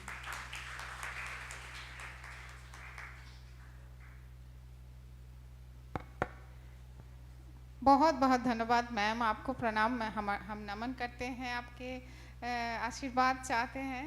आपने इतना सुंदर बताया और सच में रेफरेंस की जो अहमियत है, जो इम्पोर्टेंस है, वो कभी भी कम नहीं होता। वो तो रिसर्च में जो जितना आगे हम जाएंगे वो ज़्यादा करके हमें वो लाना पड़ेगा और इम्पोर्टेंस देना पड़ेगा, ये सही बात है। और म्यूजिकोलॉजिस्ट्स ऑफ इंडिया, हम ठाकुर जयदेव सिंह, जितने भी आपने नाम लाई है, प्रेमलता शर्मा जी, म्यूजिकोलॉजिस्ट्स ऑफ इंडिया, तो हमने इन्हीं को जाना था, पहले इन्हीं को जाना। और बाद में अभी वेस्टर्न म्यूज़िक का देखिए, म्यूजिकोलॉजी का जो विस्तार हो रहा है, ये सब हम जैसे आप कह रहे हैं, ये सब हमें समेटना है और एक साथ वो एकदम पूरा एक इंटरडिसिप्लिनरी जो बन रहा है सब्जेक्ट बड़ा बन रहा है, ये बात है। आपने बहुत सुंदर से कहा। और सब सब्जेक्ट को हमें वैसा ही, जैसा वो बढ़ रहा है वैसा ही हमारा स्टडी भी बढ़ाना चाहिए और पूरे मतलब होलिस्टिक अप्रोच लेके इसको स्टडी करना है। सर, मैडम, मैं आपको धन्यवाद देती हूँ और मैं आशा रखती हूँ कि आप जुड़े रहेंगे, क्योंकि आपको जुड़े रहना है हमारे लिए, हमें बहुत ज़रूरत है। वो म्यूजिकोलॉजी की शुरू की बात वो तो आप ही बता सकते हैं और हम आपसे ही सीख सकते हैं। Thank you ma'am, thank you so much. A big claps for ma'am. Thanks. Now it's time to request Professor Debashish Mondol sir, আমাদের সেক্রেটারি স্যার, উনি আমাদের সাথে যেভাবে থেকেছেন, secretary ICIMPA professor Debashish Mondal sir, please ladies and gentleman give him a big hand. হ্যাঁ, Welcome him. Thank you sir. মঞ্চে যারা আছেন তাদেরকে আমার আন্তরিক শ্রদ্ধা জানাচ্ছি, আর যারা সামনে আছেন তাদেরকেও আমার আন্তরিক শ্রদ্ধা জানাচ্ছি। আর সবচেয়ে বেশি আমি মানে ধন্যবাদ জানাচ্ছি বিশাখা ম্যাডামকে, যিনি এত সুন্দর করে আয়োজন করেছেন এবং কি পরিমাণ প্রাণপাত পরিশ্রম করেছেন সেটা আমরা দেখেছি। এবং কত মানুষকে ফোন করছেন, কত মানুষের যে যোগাযোগ করছেন, কত রকমভাবে সেগুলো মানে ওনাকে ধন্যবাদ দিলে বোধহয় ধন্যবাদ দিয়ে শেষ করা যাবে না, এত বেশি মানে উনি এত বেশি মানে আসলে উনি একজন এত ভালো মানুষ এবং এত ভালো ছাত্রদরদি, যেটা আমি খুব কমজনকে রবীন্দ্র ভারতী বিশ্ববিদ্যালয়ে খুব কমজনকে দেখি যে এত ভীষণ ছাত্রদরদি, মানে ছাত্রদেরকে এত নিজের সন্তান, ভাই বোন ইত্যাদির মতো করে যেভাবে দেখেন এবং যারা তার কাছাকাছি যারা থাকেন মানে তার দপ্তরে মানে শিক্ষক শিক্ষাকর্মী তাদেরকেও সেরকম পরিবারের একজনের মতো করেই খুব যত্ন করে তাদেরকে আগলে রাখার চেষ্টা করেন। তো যাই হোক, সেটা আমি ধন্যবাদ প্রথমে জানালাম। কিন্তু আজকে যেই বিষয়টা নিয়ে এত সুন্দর একটা সেমিনার হয়ে গেল মানে হয়ে যেতে যাচ্ছে, প্রায় শেষ হয়ে এলো, তো এত সুন্দর আলোচনা হয়েছে এবং একটা ওই negotiating tradition and modernity of Indian musical and performing arts একটা গুরুত্বপূর্ণ বিষয়। আসলে আমরা প্রতিদিন আজকের দিনে এসে কালকে আলোচনা হয়েছিল যে আমরা এগিয়ে চলেছি এবং প্রতিদিন দ্রুত গতিতে এগিয়ে চলেছি। আগে যেভাবে এগোতাম 10 বছর 20 বছর আগে, তার চেয়ে এখনকার এগিয়ে যাওয়াটা খুব বেশি। আজকে খুব বেশি আমরা খাবার টেবিলে বা চায়ের আসরে আমাদের আলোচনা যেগুলো হচ্ছিল, অনেকেই মানে সেমিনারের বাইরে আমরা বেরোতে পারছি না, এআই নিয়ে আলোচনা হচ্ছে, আর্টিফিশিয়াল ইন্টেলিজেন্স এই নিয়ে আলোচনা হচ্ছে, আর ট্র্যাডিশন নিয়ে আলোচনা হচ্ছে, আজকে কোথায় এসে পৌঁছচ্ছে। তো এই জায়গাগুলো বোধহয় যদি এই ধরনের বিষয়টা যদি না থাকতো তাহলে আমরা এই আলোচনা করার সুযোগগুলো পেতাম না। আজকে আমাদের ভারতবর্ষের সমস্ত প্রান্ত থেকে মানুষজন এসছেন, একটা তামিলনাড়ু থেকে এসছেন, অন্ধ্রপ্রদেশ থেকে এসছেন, কেরালা থেকে এসছেন, সাগরিনী মধ্যপ্রদেশ থেকে এসছেন, অন্য জায়গা থেকে এসছেন, উড়িষ্যা থেকে এসছেন, কোথা থেকে নয় সমস্ত জায়গা থেকে আমাদের এখানকার এক জায়গায় এসছে আসলে। আর তার সঙ্গে আছে বিদেশের বিভিন্ন জায়গা থেকে বিভিন্ন অনলাইনে তারা বক্তব্য রেখেছেন। ফলে এটা সত্যি একটা ইন্টারন্যাশনাল একটা আলোচনা চক্রের আয়োজন যেটা করেছেন, এটা খুব গুরুত্বপূর্ণ। আমি আর একটা ব্যাপারকে খুব গুরুত্বপূর্ণ দিয়ে দিচ্ছি যে আমাদের এই যে ট্র্যাডিশন অ্যান্ড মডার্নিটি নিয়ে করছি, আমরা কোথায় করছি? যে রবীন্দ্র ভারতী বিশ্ববিদ্যালয়ে জোড়াসাঁকো ঠাকুর বাড়িতে, যেটা পশ্চিমবঙ্গ না সারা ভারতবর্ষের নবজাগরণের প্রাণকেন্দ্র। এখানে ট্র্যাডিশন এবং মডার্নিটি এক জায়গায় এসছে, এইখানে রবীন্দ্র ভারতী বিশ্ববিদ্যালয় বলে না, জোড়াসাঁকো ঠাকুর বাড়িকে কেন্দ্র করে। আপনি যখনই পড়বেন ভারতবর্ষের চেতনার ইতিহাস পড়বেন, ভারতবর্ষের উন্নতির এই যে নবজাগরণের কথা পড়বেন, তখন কিন্তু জোড়াসাঁকো ঠাকুর বাড়ি হচ্ছে তার প্রাণকেন্দ্র, যেখান থেকে ট্র্যাডিশন এবং মডার্নিটি শুরু হয়েছিল, এবং গানের ক্ষেত্রেও তাই। জোড়াসাঁকো ঠাকুর বাড়িতে ক্লাসিক্যাল এবং আধুনিকতা এই দুটোকে একসঙ্গে মিলিয়ে দিয়েছিল জোড়াসাঁকো ঠাকুর বাড়ি, যেটা এর আগে আর কোথাও হয়নি। যেখানে ক্লাসিক্যাল হয়েছে, অন্য জায়গায় অন্যরকম হয়। কিন্তু জোড়াসাঁকো ঠাকুর বাড়ি সারা ভারতবর্ষের প্রাণকেন্দ্র হিসাবে, শুধু সঙ্গীতের ক্ষেত্রেও একটা প্রাণকেন্দ্র হিসাবে গড়ে উঠেছিল। ফলে এই জায়গায় নিয়ে আমরা এই জায়গায় নেগোসিয়েটিং ট্র্যাডিশন অ্যান্ড মডার্নিটি এইটা করছি আমরা এই জায়গাতে, জোড়াসাঁকো ঠাকুর বাড়িতে। এটা একটু গুরুত্বপূর্ণ। আমাদের আর একটা খুব গুরুত্বপূর্ণ বিষয় ছিল, যেটা অধ্যাপক সুবুদ্ধিচরণ গোস্বামীর নামে কালকে যে অ্যাওয়ার্ডটা দিয়েছেন, এইটা একটা খুব গুরুত্বপূর্ণ। বিশিষ্ট মানুষরা এই অ্যাওয়ার্ডটা পেয়েছেন। আমি সেই জন্য বলছি না যেটি বিশিষ্ট মানুষরা পেয়েছেন, আরও পরবর্তীকালে আরও তারা পাবেন, কিন্তু অধ্যাপক সুবুদ্ধিচরণ গোস্বামী রবীন্দ্রভারতী বিশ্ববিদ্যালয়ের একজন অত্যন্ত শ্রদ্ধেয় পণ্ডিত ব্যক্তিত্ব, যিনি রবীন্দ্রভারতী বিশ্ববিদ্যালয়ের সংস্কৃত সাহিত্যের ক্ষেত্রে, এই আমাদের পাণ্ডুলিপি, তার গবেষণার ক্ষেত্রে তার যে উজ্জ্বল দৃষ্টান্ত তিনি রেখে গেছেন, সেটা আমাদের বিশ্ববিদ্যালয়, এবং আশা করি অন্য পরবর্তীকালে যদি তার বিকশিত রূপ সবাই দেখতে পায়, তার সম্পর্কে আরও অনেকেই জানতে পারবেন, যা আমাদেরকে অনেক অনেক উৎসাহ যোগাবে। আমার মনে হয় পরবর্তীকালে অনেকেই তার প্রতি তার সমস্ত জানতে পারবে। আর যারা এই অধ্যাপক সুবুদ্ধিচরণ গোস্বামী অ্যাওয়ার্ড পেয়েছেন, তাদেরকেও আমি আমার আন্তরিক শ্রদ্ধা জানাচ্ছি। আর এই সম্মেলনকে সফল করে তোলার জন্য রবীন্দ্রভারতী বিশ্ববিদ্যালয় সঙ্গীত বিদ্যা বিভাগের অধ্যাপিকারা, অন্য বিভিন্ন বিশ্ববিদ্যালয়ের বিভাগীয় প্রধানরা, অধ্যাপিকারা, বিভিন্ন শিক্ষাকর্মীরা এবং ছাত্রছাত্রীরা তো আছেই, তাদের সবারই ঐকান্তিক সহযোগিতা না হলে এত সুন্দর একটা সেমিনার হতে পারতো না। আমাদের রবীন্দ্রভারতী বিশ্ববিদ্যালয় আমার জীবনের ইতিহাসে, এখানে থাকে, আমি অবসর নিয়েছি সম্প্রতি, কিন্তু অনেক বিশ্ববিদ্যালয়, অনেক বিভাগে অনেক আন্তর্জাতিক সেমিনার হয়, কিন্তু এত সুন্দর করে, এত কম খরচে এত সুন্দর করে যে সেমিনার হতে পারে, এবং এত সবাইকে নিয়ে, যেটা আমার মনে হয় এইরকম আমি দেখিনি।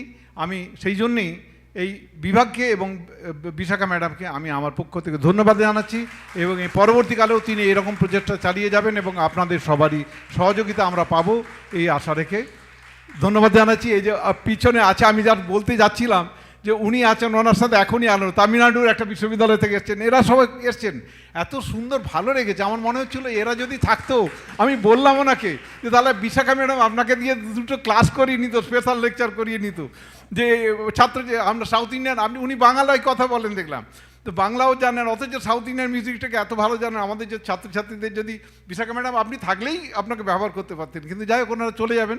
যাই হোক, আরেকবার সবাইকে ধন্যবাদ জানাচ্ছি, সবাইকে নমস্কার।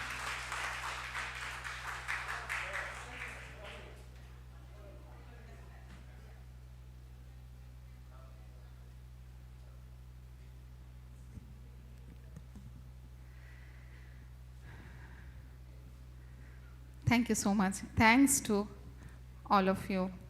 আমি কিছু বলবার ভাষা খুঁজে পাচ্ছি না। অবশেষে কি আমাদের সেই শেষের মুহূর্তটা চলেই এলো, যখন আমাদের ICIMP এর সেকেন্ড সেশন আমরা সমাপ্ত করতে চলেছি, একাডেমিক সেশন সমাপ্ত করতে চলেছি, এরপরে কালচারাল প্রোগ্রাম অবশ্যই আছে। ভ্যালিডিক্টরি সেশনে আমাদের একটু আমরা আবেগতাড়িত হয়ে পড়ি। So it is time to give formal thanks also.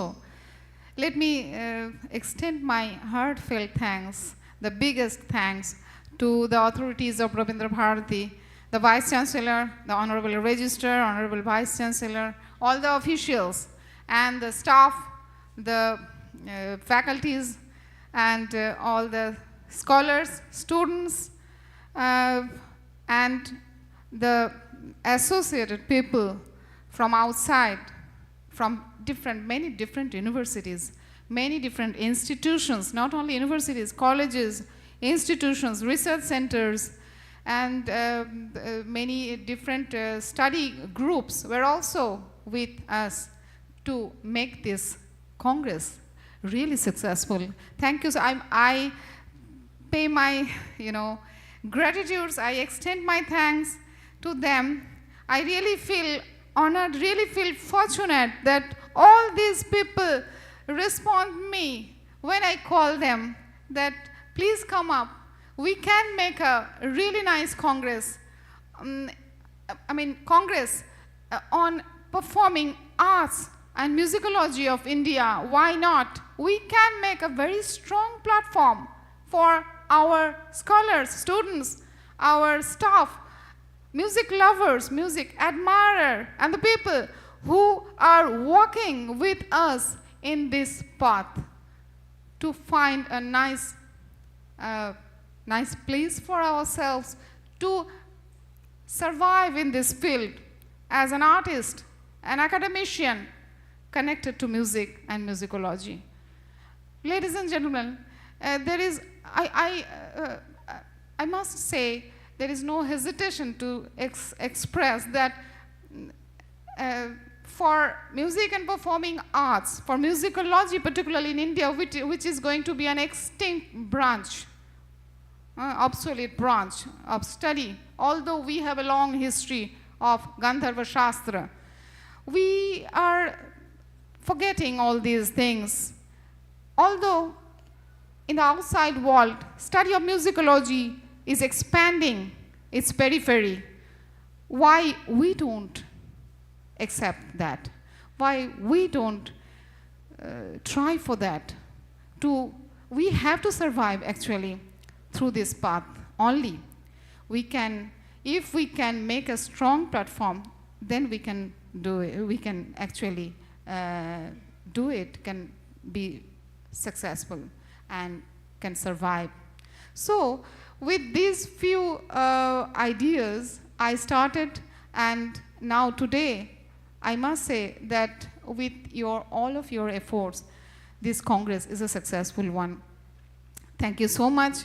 I extend my thanks to the current students, the scholars, the Happy to Help group they made.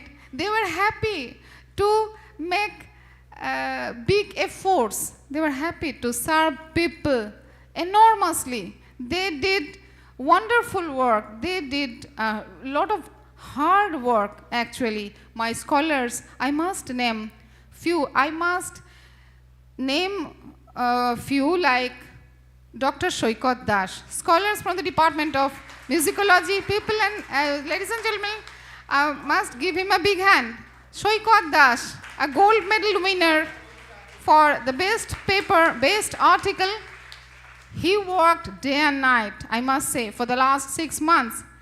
I must take the name of Pulok Gangopadhyay, scholar, PhD scholar from the Department of Musicology, who worked day and night for the last 6 months. I must take the name of Oishik Bandopadhyay, the silent worker, a big scholar, a really wonderful scholar, and he was a faculty of the Rajiv Gandhi Central University, Arunachal Pradesh also. So, I must take the name of Ishita Das Kabiraj, who actually organized this event, the award-giving event, the welcoming event, all this instantly, perfectly. So, they are my strength, they are my power. I must take the name of all my staff from the Department of Musicology, Tanima ma'am, Tanima Bhattacharya, Dr. Tanima Bhattacharya,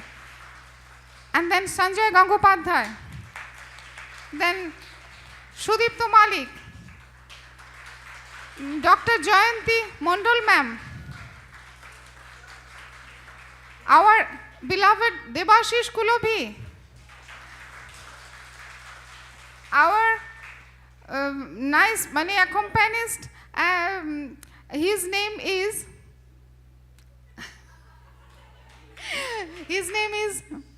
Shiv Shankar Chakraborty. Forgive me.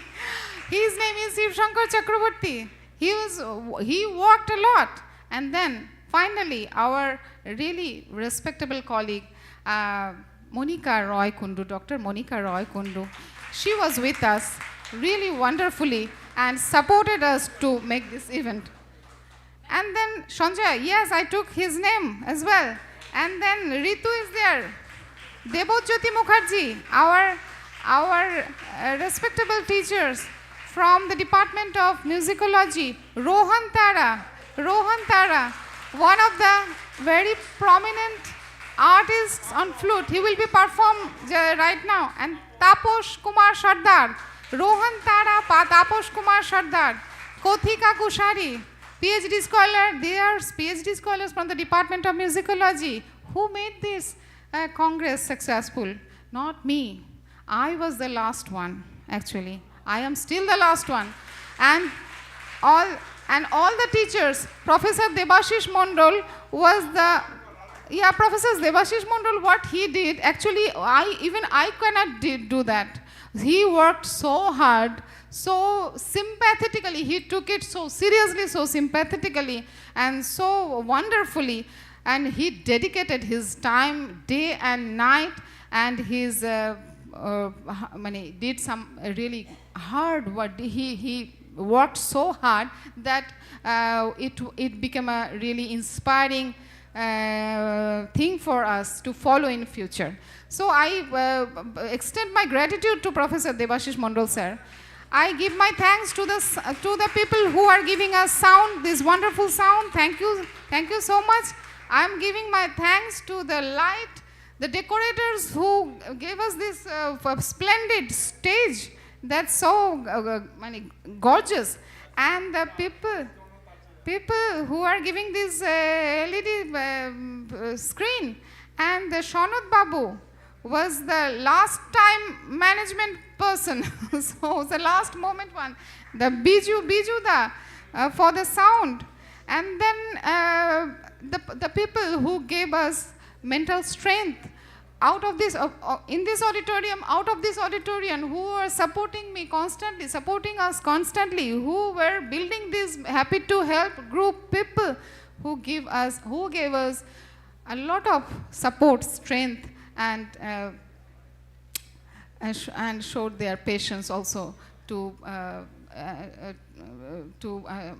they actually they forgave our delays and all the difficulties and drawbacks and everything. So I extend my thanks and regards to them. I give them my regards, because they are the actual game maker, and it is there is no doubt that this Congress is a gift from them.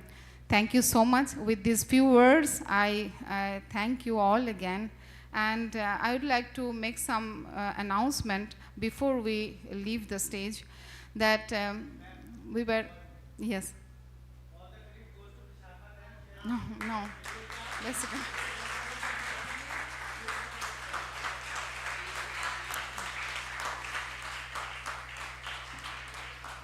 We extend our thanks to the participants and speakers from abroad. All the speakers, we extend our thanks to the speakers. I'm forgetting some people. Maybe I am forgetting some people, but please forgive me. We also give our thanks to the coordinators, the chairpersons, and the persons coordinating from abroad. Also, we are giving thanks to the artists who performed, who made us spellbound since yesterday, and also some artists are left who will perform this evening.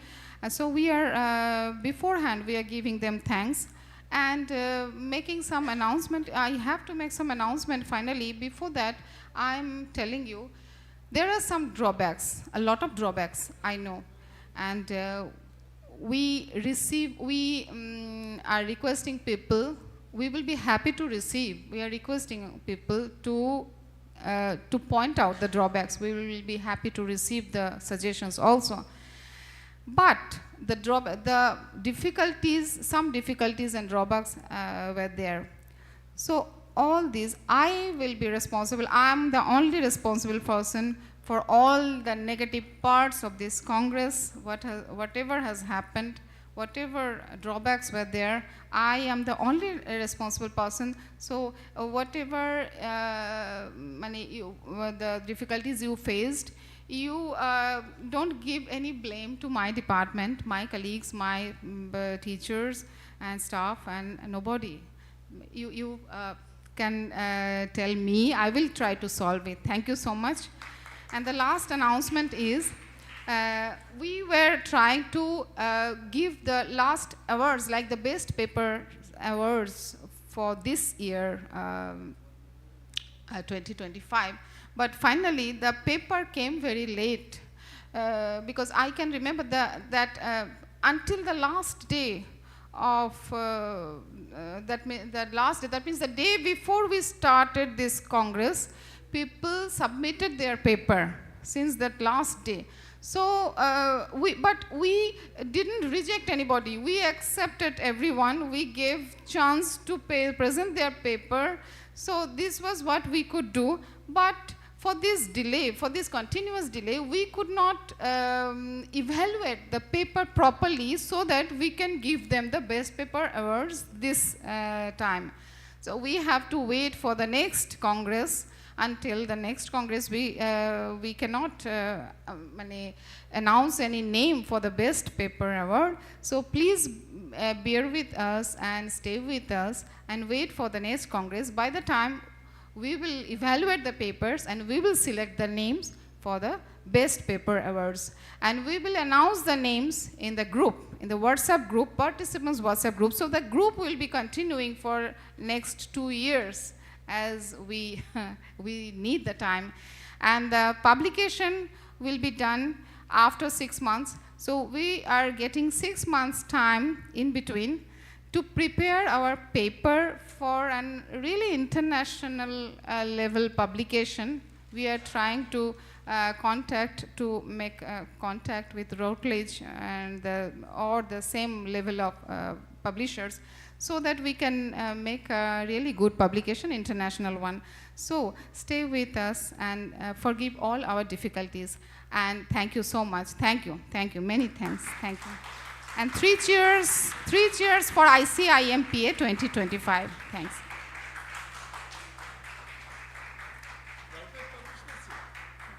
Good. That's a huge announcement, I must tell you, that Routledge is going to publish the papers. You are cute. Good. Fantastic. Super. Thank you.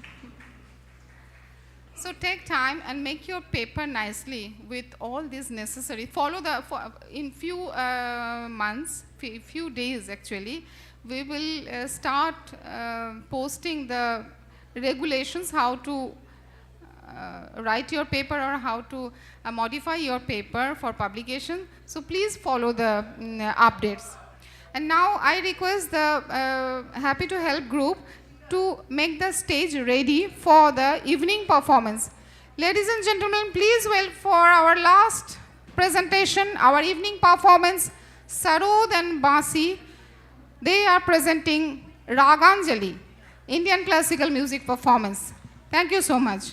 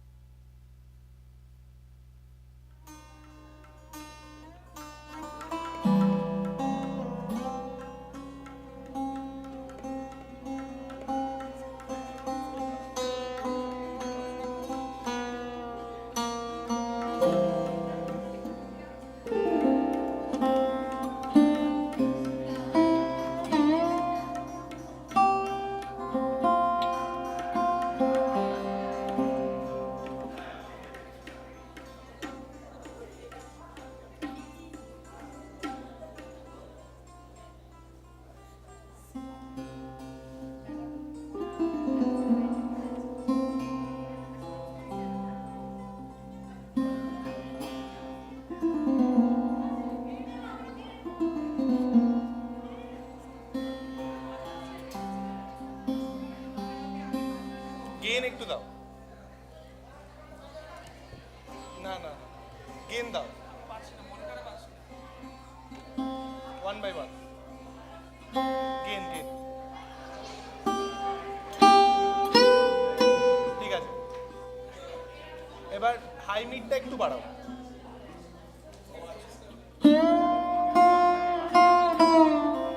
আর একটু হাইস দাও, একটু।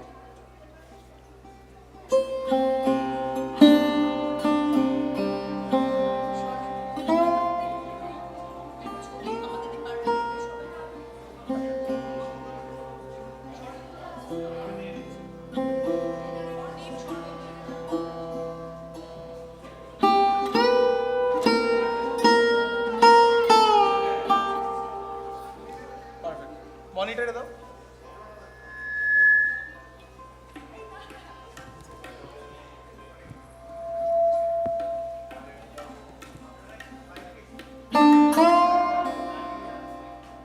এবার এই শরৎটা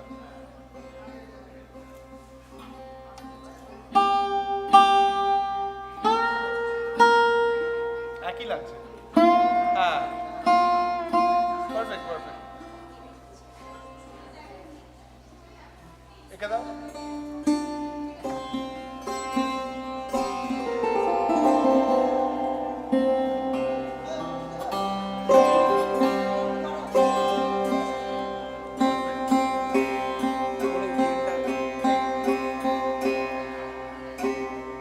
high mid দাও,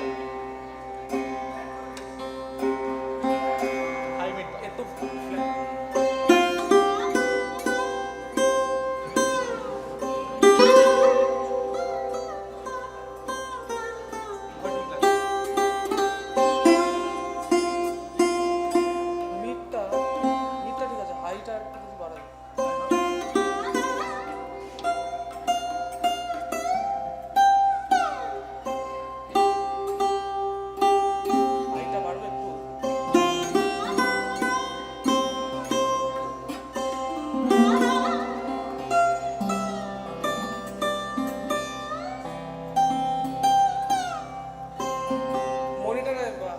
এত শুনতে পাচ্ছি না, মনিটরে ক্লিয়ার আছে।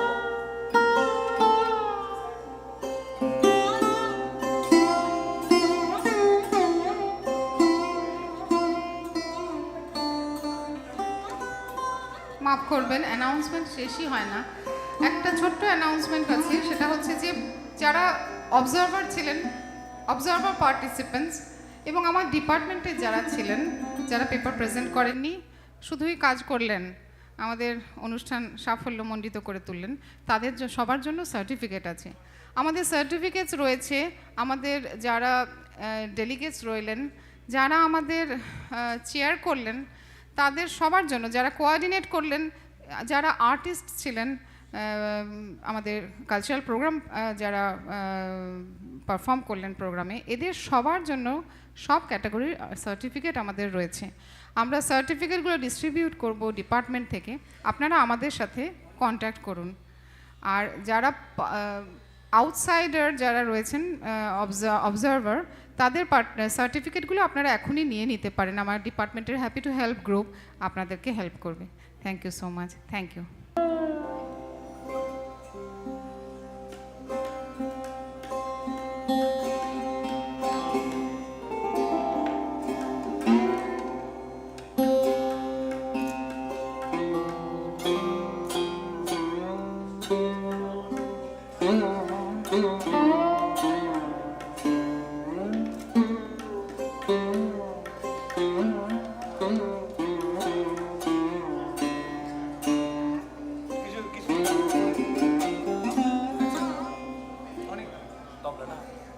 তবলাটা দাও, তবলা। ঠিক আছে ঠিক আছে, অসুবিধা নেই।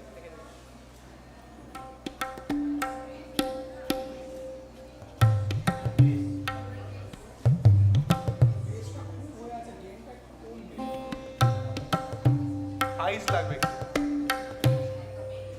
হাইস লাগবে।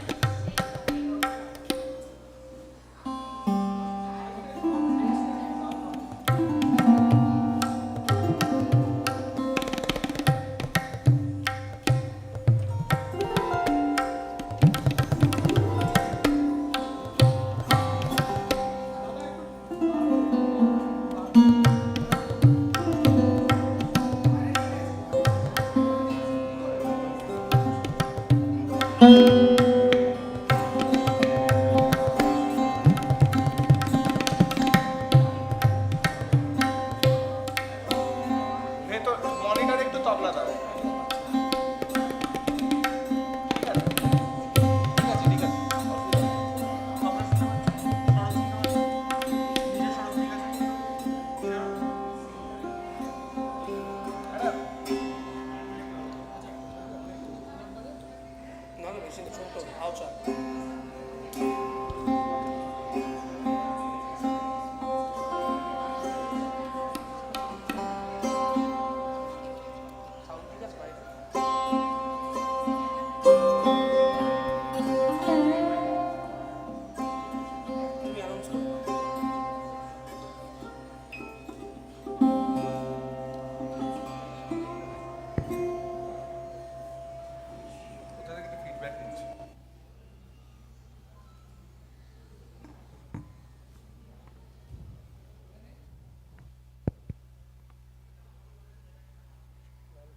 শুরু করব। শুভ সন্ধ্যা। আজকে আমরা আমাদের ডিপার্টমেন্ট থেকে আমাদেরকে বলা হয়েছে বাজানোর জন্যে, আমাকে অরানিককে। তো আমরা সময় কম, বেশি কথা বলবো না, আমরা শুরু করছি। রাগ দেশ আর তবলায় বেদব্রত আছে, শুরু করছি। রাগ দেশ।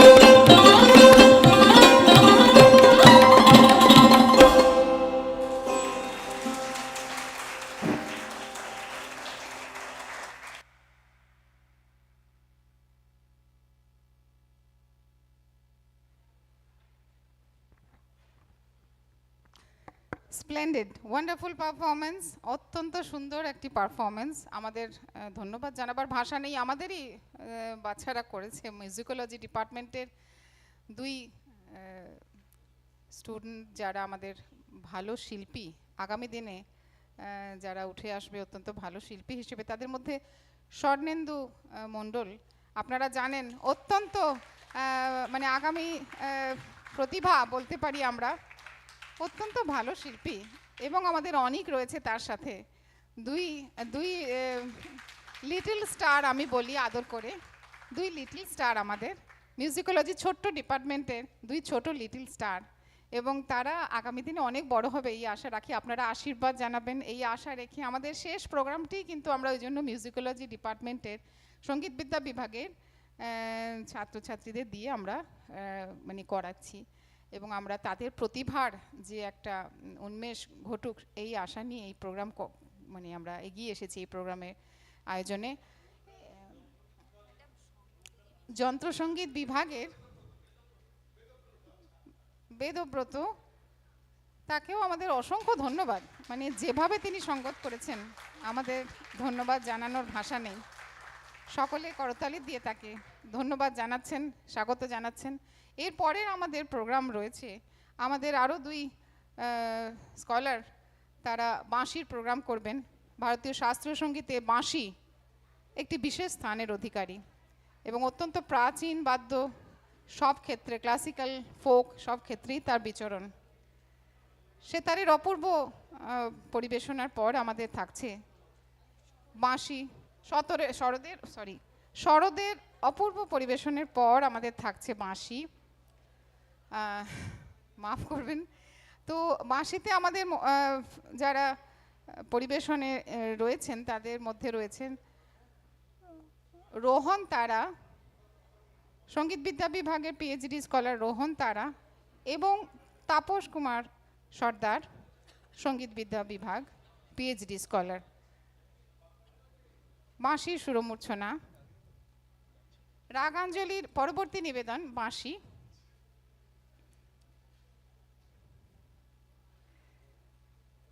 রোহন তারা বাঁশিতে যে বিখ্যাত গুরুর কাছে শিক্ষা করেছেন, তিনি আমাদের এখানে সৌভাগ্যক্রমে উপস্থিত। প্রফেসর বেদ প্রকাশ আরিয়া ফ্রম মিথিলা ললিত নারায়ণ বিশ্ববিদ্যালয়, দারভাঙ্গা, বংশী বাদকের যিনি পুরস্কার প্রাপ্ত একজন অত্যন্ত অ্যাকমপ্লিশড যিনি বংশী বাদক, এবং তাপস কুমার সর্দার, নিজের পিতৃদেবের কাছে তার বংশীবাদনের হাতে করি। দুই অত্যন্ত গুণী আমাদের ছাত্র, স্কলার, এবং বাঁশিতে তারা অনেক দূর এগিয়ে যাবে এই আশা নিয়ে আমরা তাদের অনুষ্ঠান শুরু করছি। আমরা ধন্যবাদ জানাই আমাদের আগের অনুষ্ঠানের অত্যন্ত দুই গুণী শিল্পীকে, যারা আমাদের মুখ সতত উজ্জ্বল করে চলেছে। তাদের মধ্যে আমাদের মানে আমরা মনে করি আমাদের সবথেকে প্রিয় স্বর্ণেন্দু মণ্ডল। স্বর্ণেন্দু শরদের আগামী শিল্পীদের মধ্যে আমরা দেখতে পাই তাকে একজন, এর সাথে রয়েছে অনেক, তাকে সেও অত্যন্ত গুণী শিল্পী, আমরা ধন্যবাদ জানাই। বাঁশির অনুষ্ঠান শুরু হচ্ছে। আমি রোহনকে বলবো তোমরা এরপরে টেক ওভার করো, একটু জানিয়ে দিয়ে। Thank you, thank you.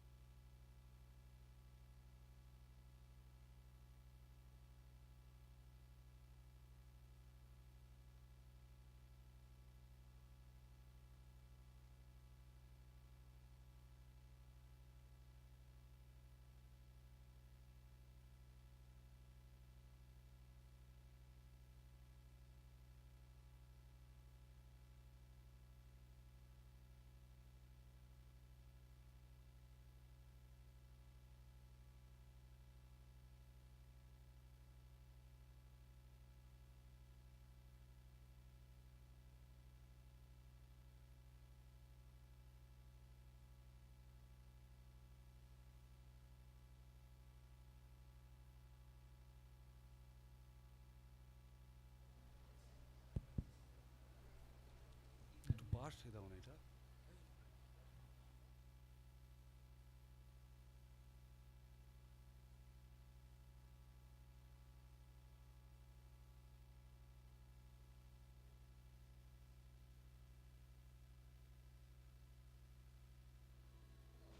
তন্ত্র দিয়েছো গ্রহণ তন্ত্র দিয়েছো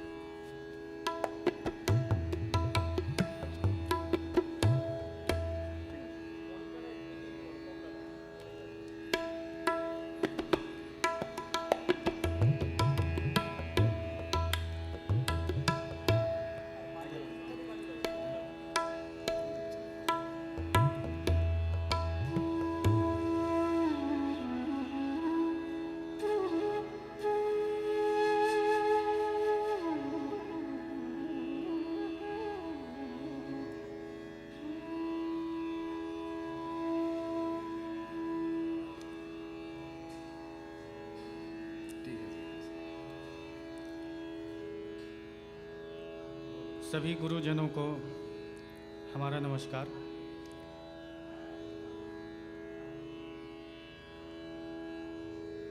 हम लोग आज एक दक्षिण का राग प्रस्तुत करने जा रहे हैं। थोड़ा कम सुनने में आता है लेकिन बहुत मधुर है, जिसका नाम है राग नाग स्वरावली। 2 गत बजाएंगे, पहला गत झप ताल में होगा, दूसरा 3 ताल में।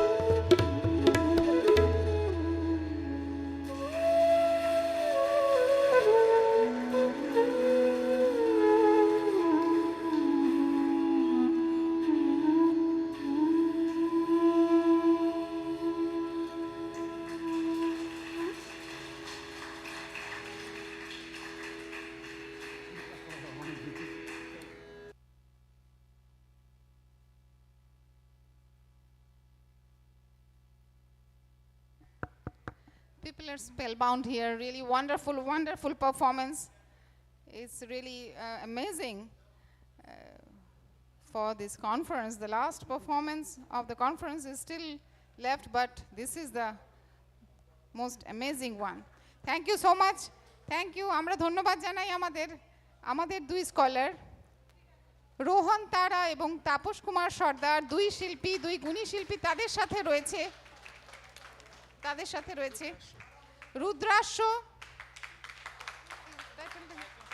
রুদ্রাস্য, তাদের সাথে রয়েছে অসাধারণ তবলায় সঙ্গতিতে। আমরা তাদের অনেক বড় একটা রুদ্রাস্য রক্ষিত রোহন তারা এবং তাপস সর্দার, আমরা তাদের অনেক বড় জায়গায় দেখতে চাই আগামী দিনে।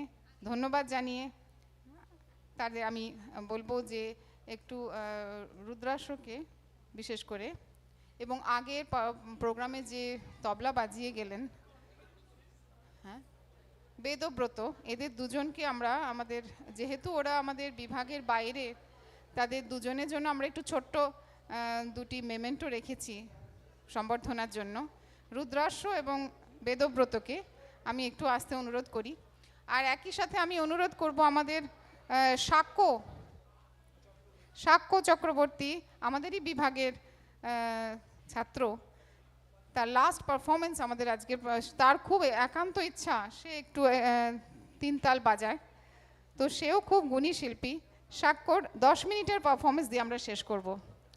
রোহন তারা এবং তাপস কুমার সর্দার দুজনকে ধন্যবাদ জানাবার ভাষা নেই।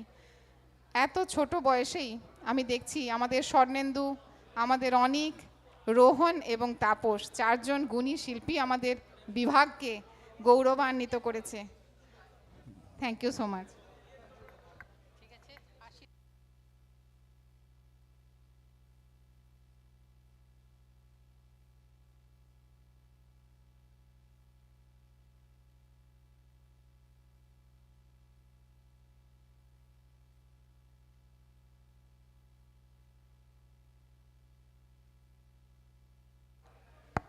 আমি রিকোয়েস্ট করব যারা একান্তভাবে অপারগ তারা ছাড়া আপনারা দর্শকরা 10 মিনিট অপেক্ষা করে যান শেষের স্প্লেন্ডিড পারফরমেন্সের জন্য।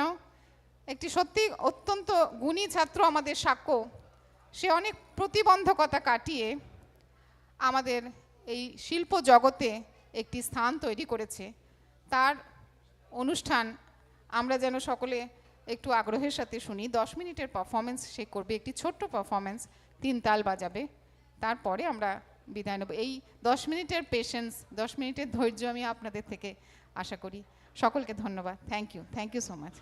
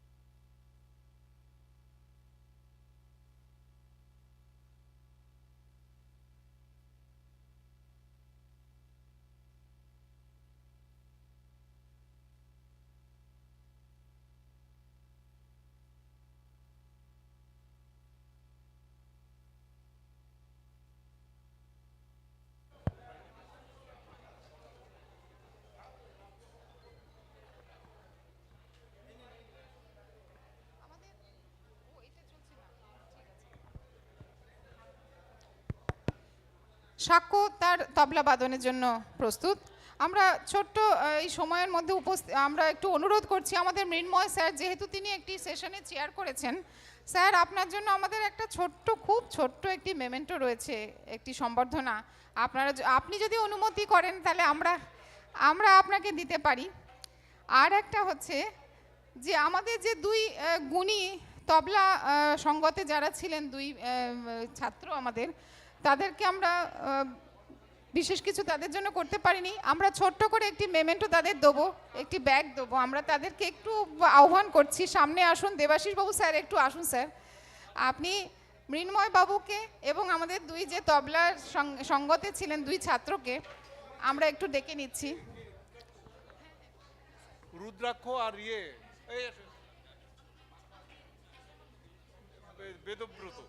বেদব্রত। রুদ্রাক্ষ কই?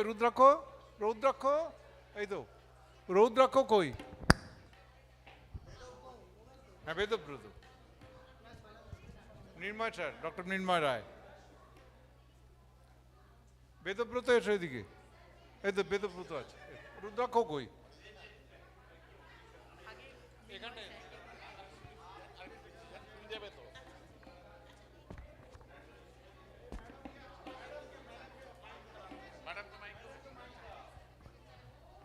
ম্যাডাম মাইকটা নিতে বলুন, আপনি ধরুন।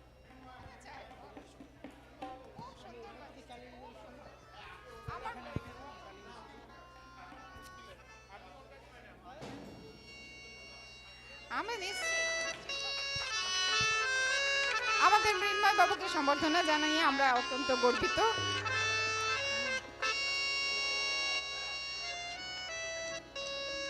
আমাদের দুই গুণী শিল্পী ছাত্র, দুই তবলা সঙ্গতে দুই অনুষ্ঠানে যারা ছিলেন,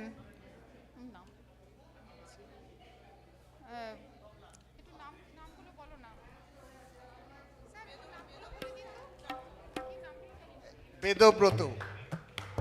এবারে বেদব্রতকে ডক্টর দেবাশিস মণ্ডল মেমেন্টো এবং সম্মাননা জানাচ্ছি।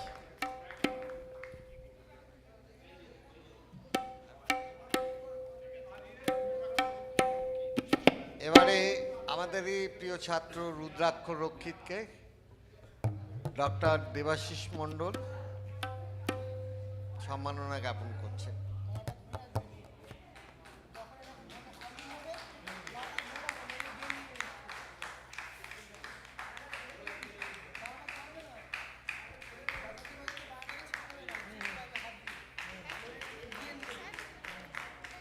Thank you sir, thank you. Debashis Mondal বাবুকে ধন্যবাদ, মৃন্ময় স্যারকে ধন্যবাদ। আর আমাদের দুই রুদ্রাক্ষ এবং ওর নামটা অনেক বড় হও,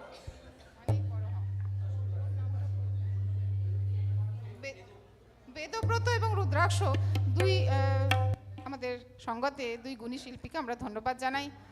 রোহন তারা, তাপস কুমার সর্দার, স্বর্ণেন্দু মণ্ডল এবং অনিক, এই চার লিটল স্টার আমাদের পারফর্ম করলেন।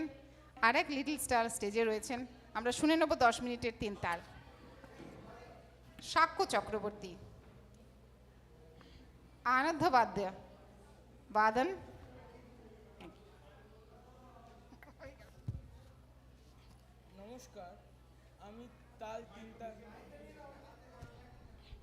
নমস্কার, আমি সাক্ষ্য চক্রবর্তী, MA 4th সেমিস্টার।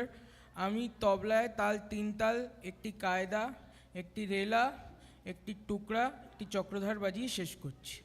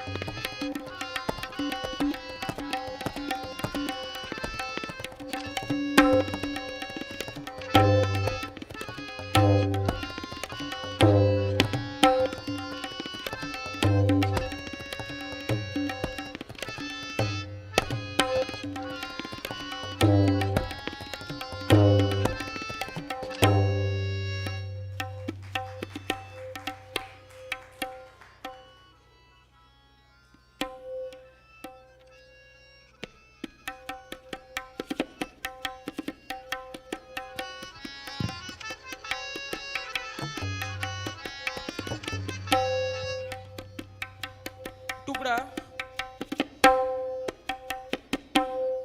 देदेगा देदेगा देदेगा देदेगा कांदा देदेगा देदेगा देदेगा गदिन्ना देदेगा देदेगा देदेगा देदेगा देदेगा देदेगा देदेगा देदेगा देदेगा देदेगा देदेगा देदेगा देदेगा देदेगा देदेगा देदेगा देदेगा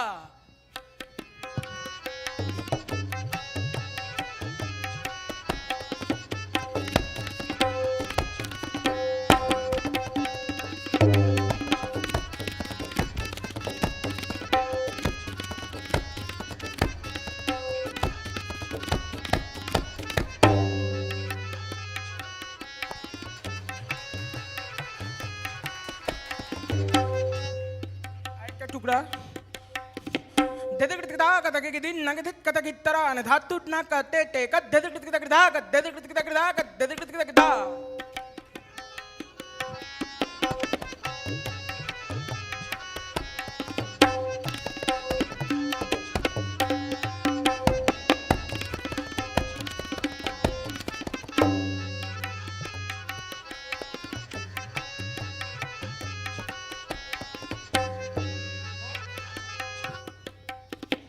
धा टेटे टेटे धागे टेटे घेड़ा हने धागे टेटे टेटे क्रे धा टेटे घेना टेटे घेना धुन धा टेटे घे टेटे टेटे धाते धागे धागे तेरी किटे तक ताग तेरी धरी किटे धा टेटे टेटे धागे टेटे घेड़ा हने धागे टेटे टेटे के धा टेटे घेना टेटे के धा टेटे टेटे धागे धागे टेटे धागे टेटे धा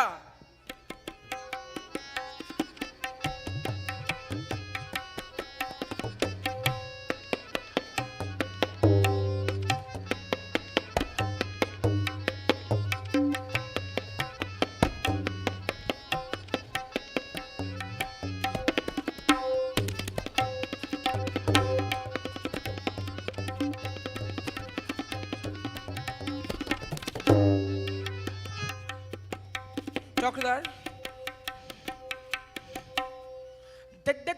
धरन के तक धरन नेता दिंग नाना के तक दिंग नाना के तक क्रन नेता दा तक क्रंदा क्रंदा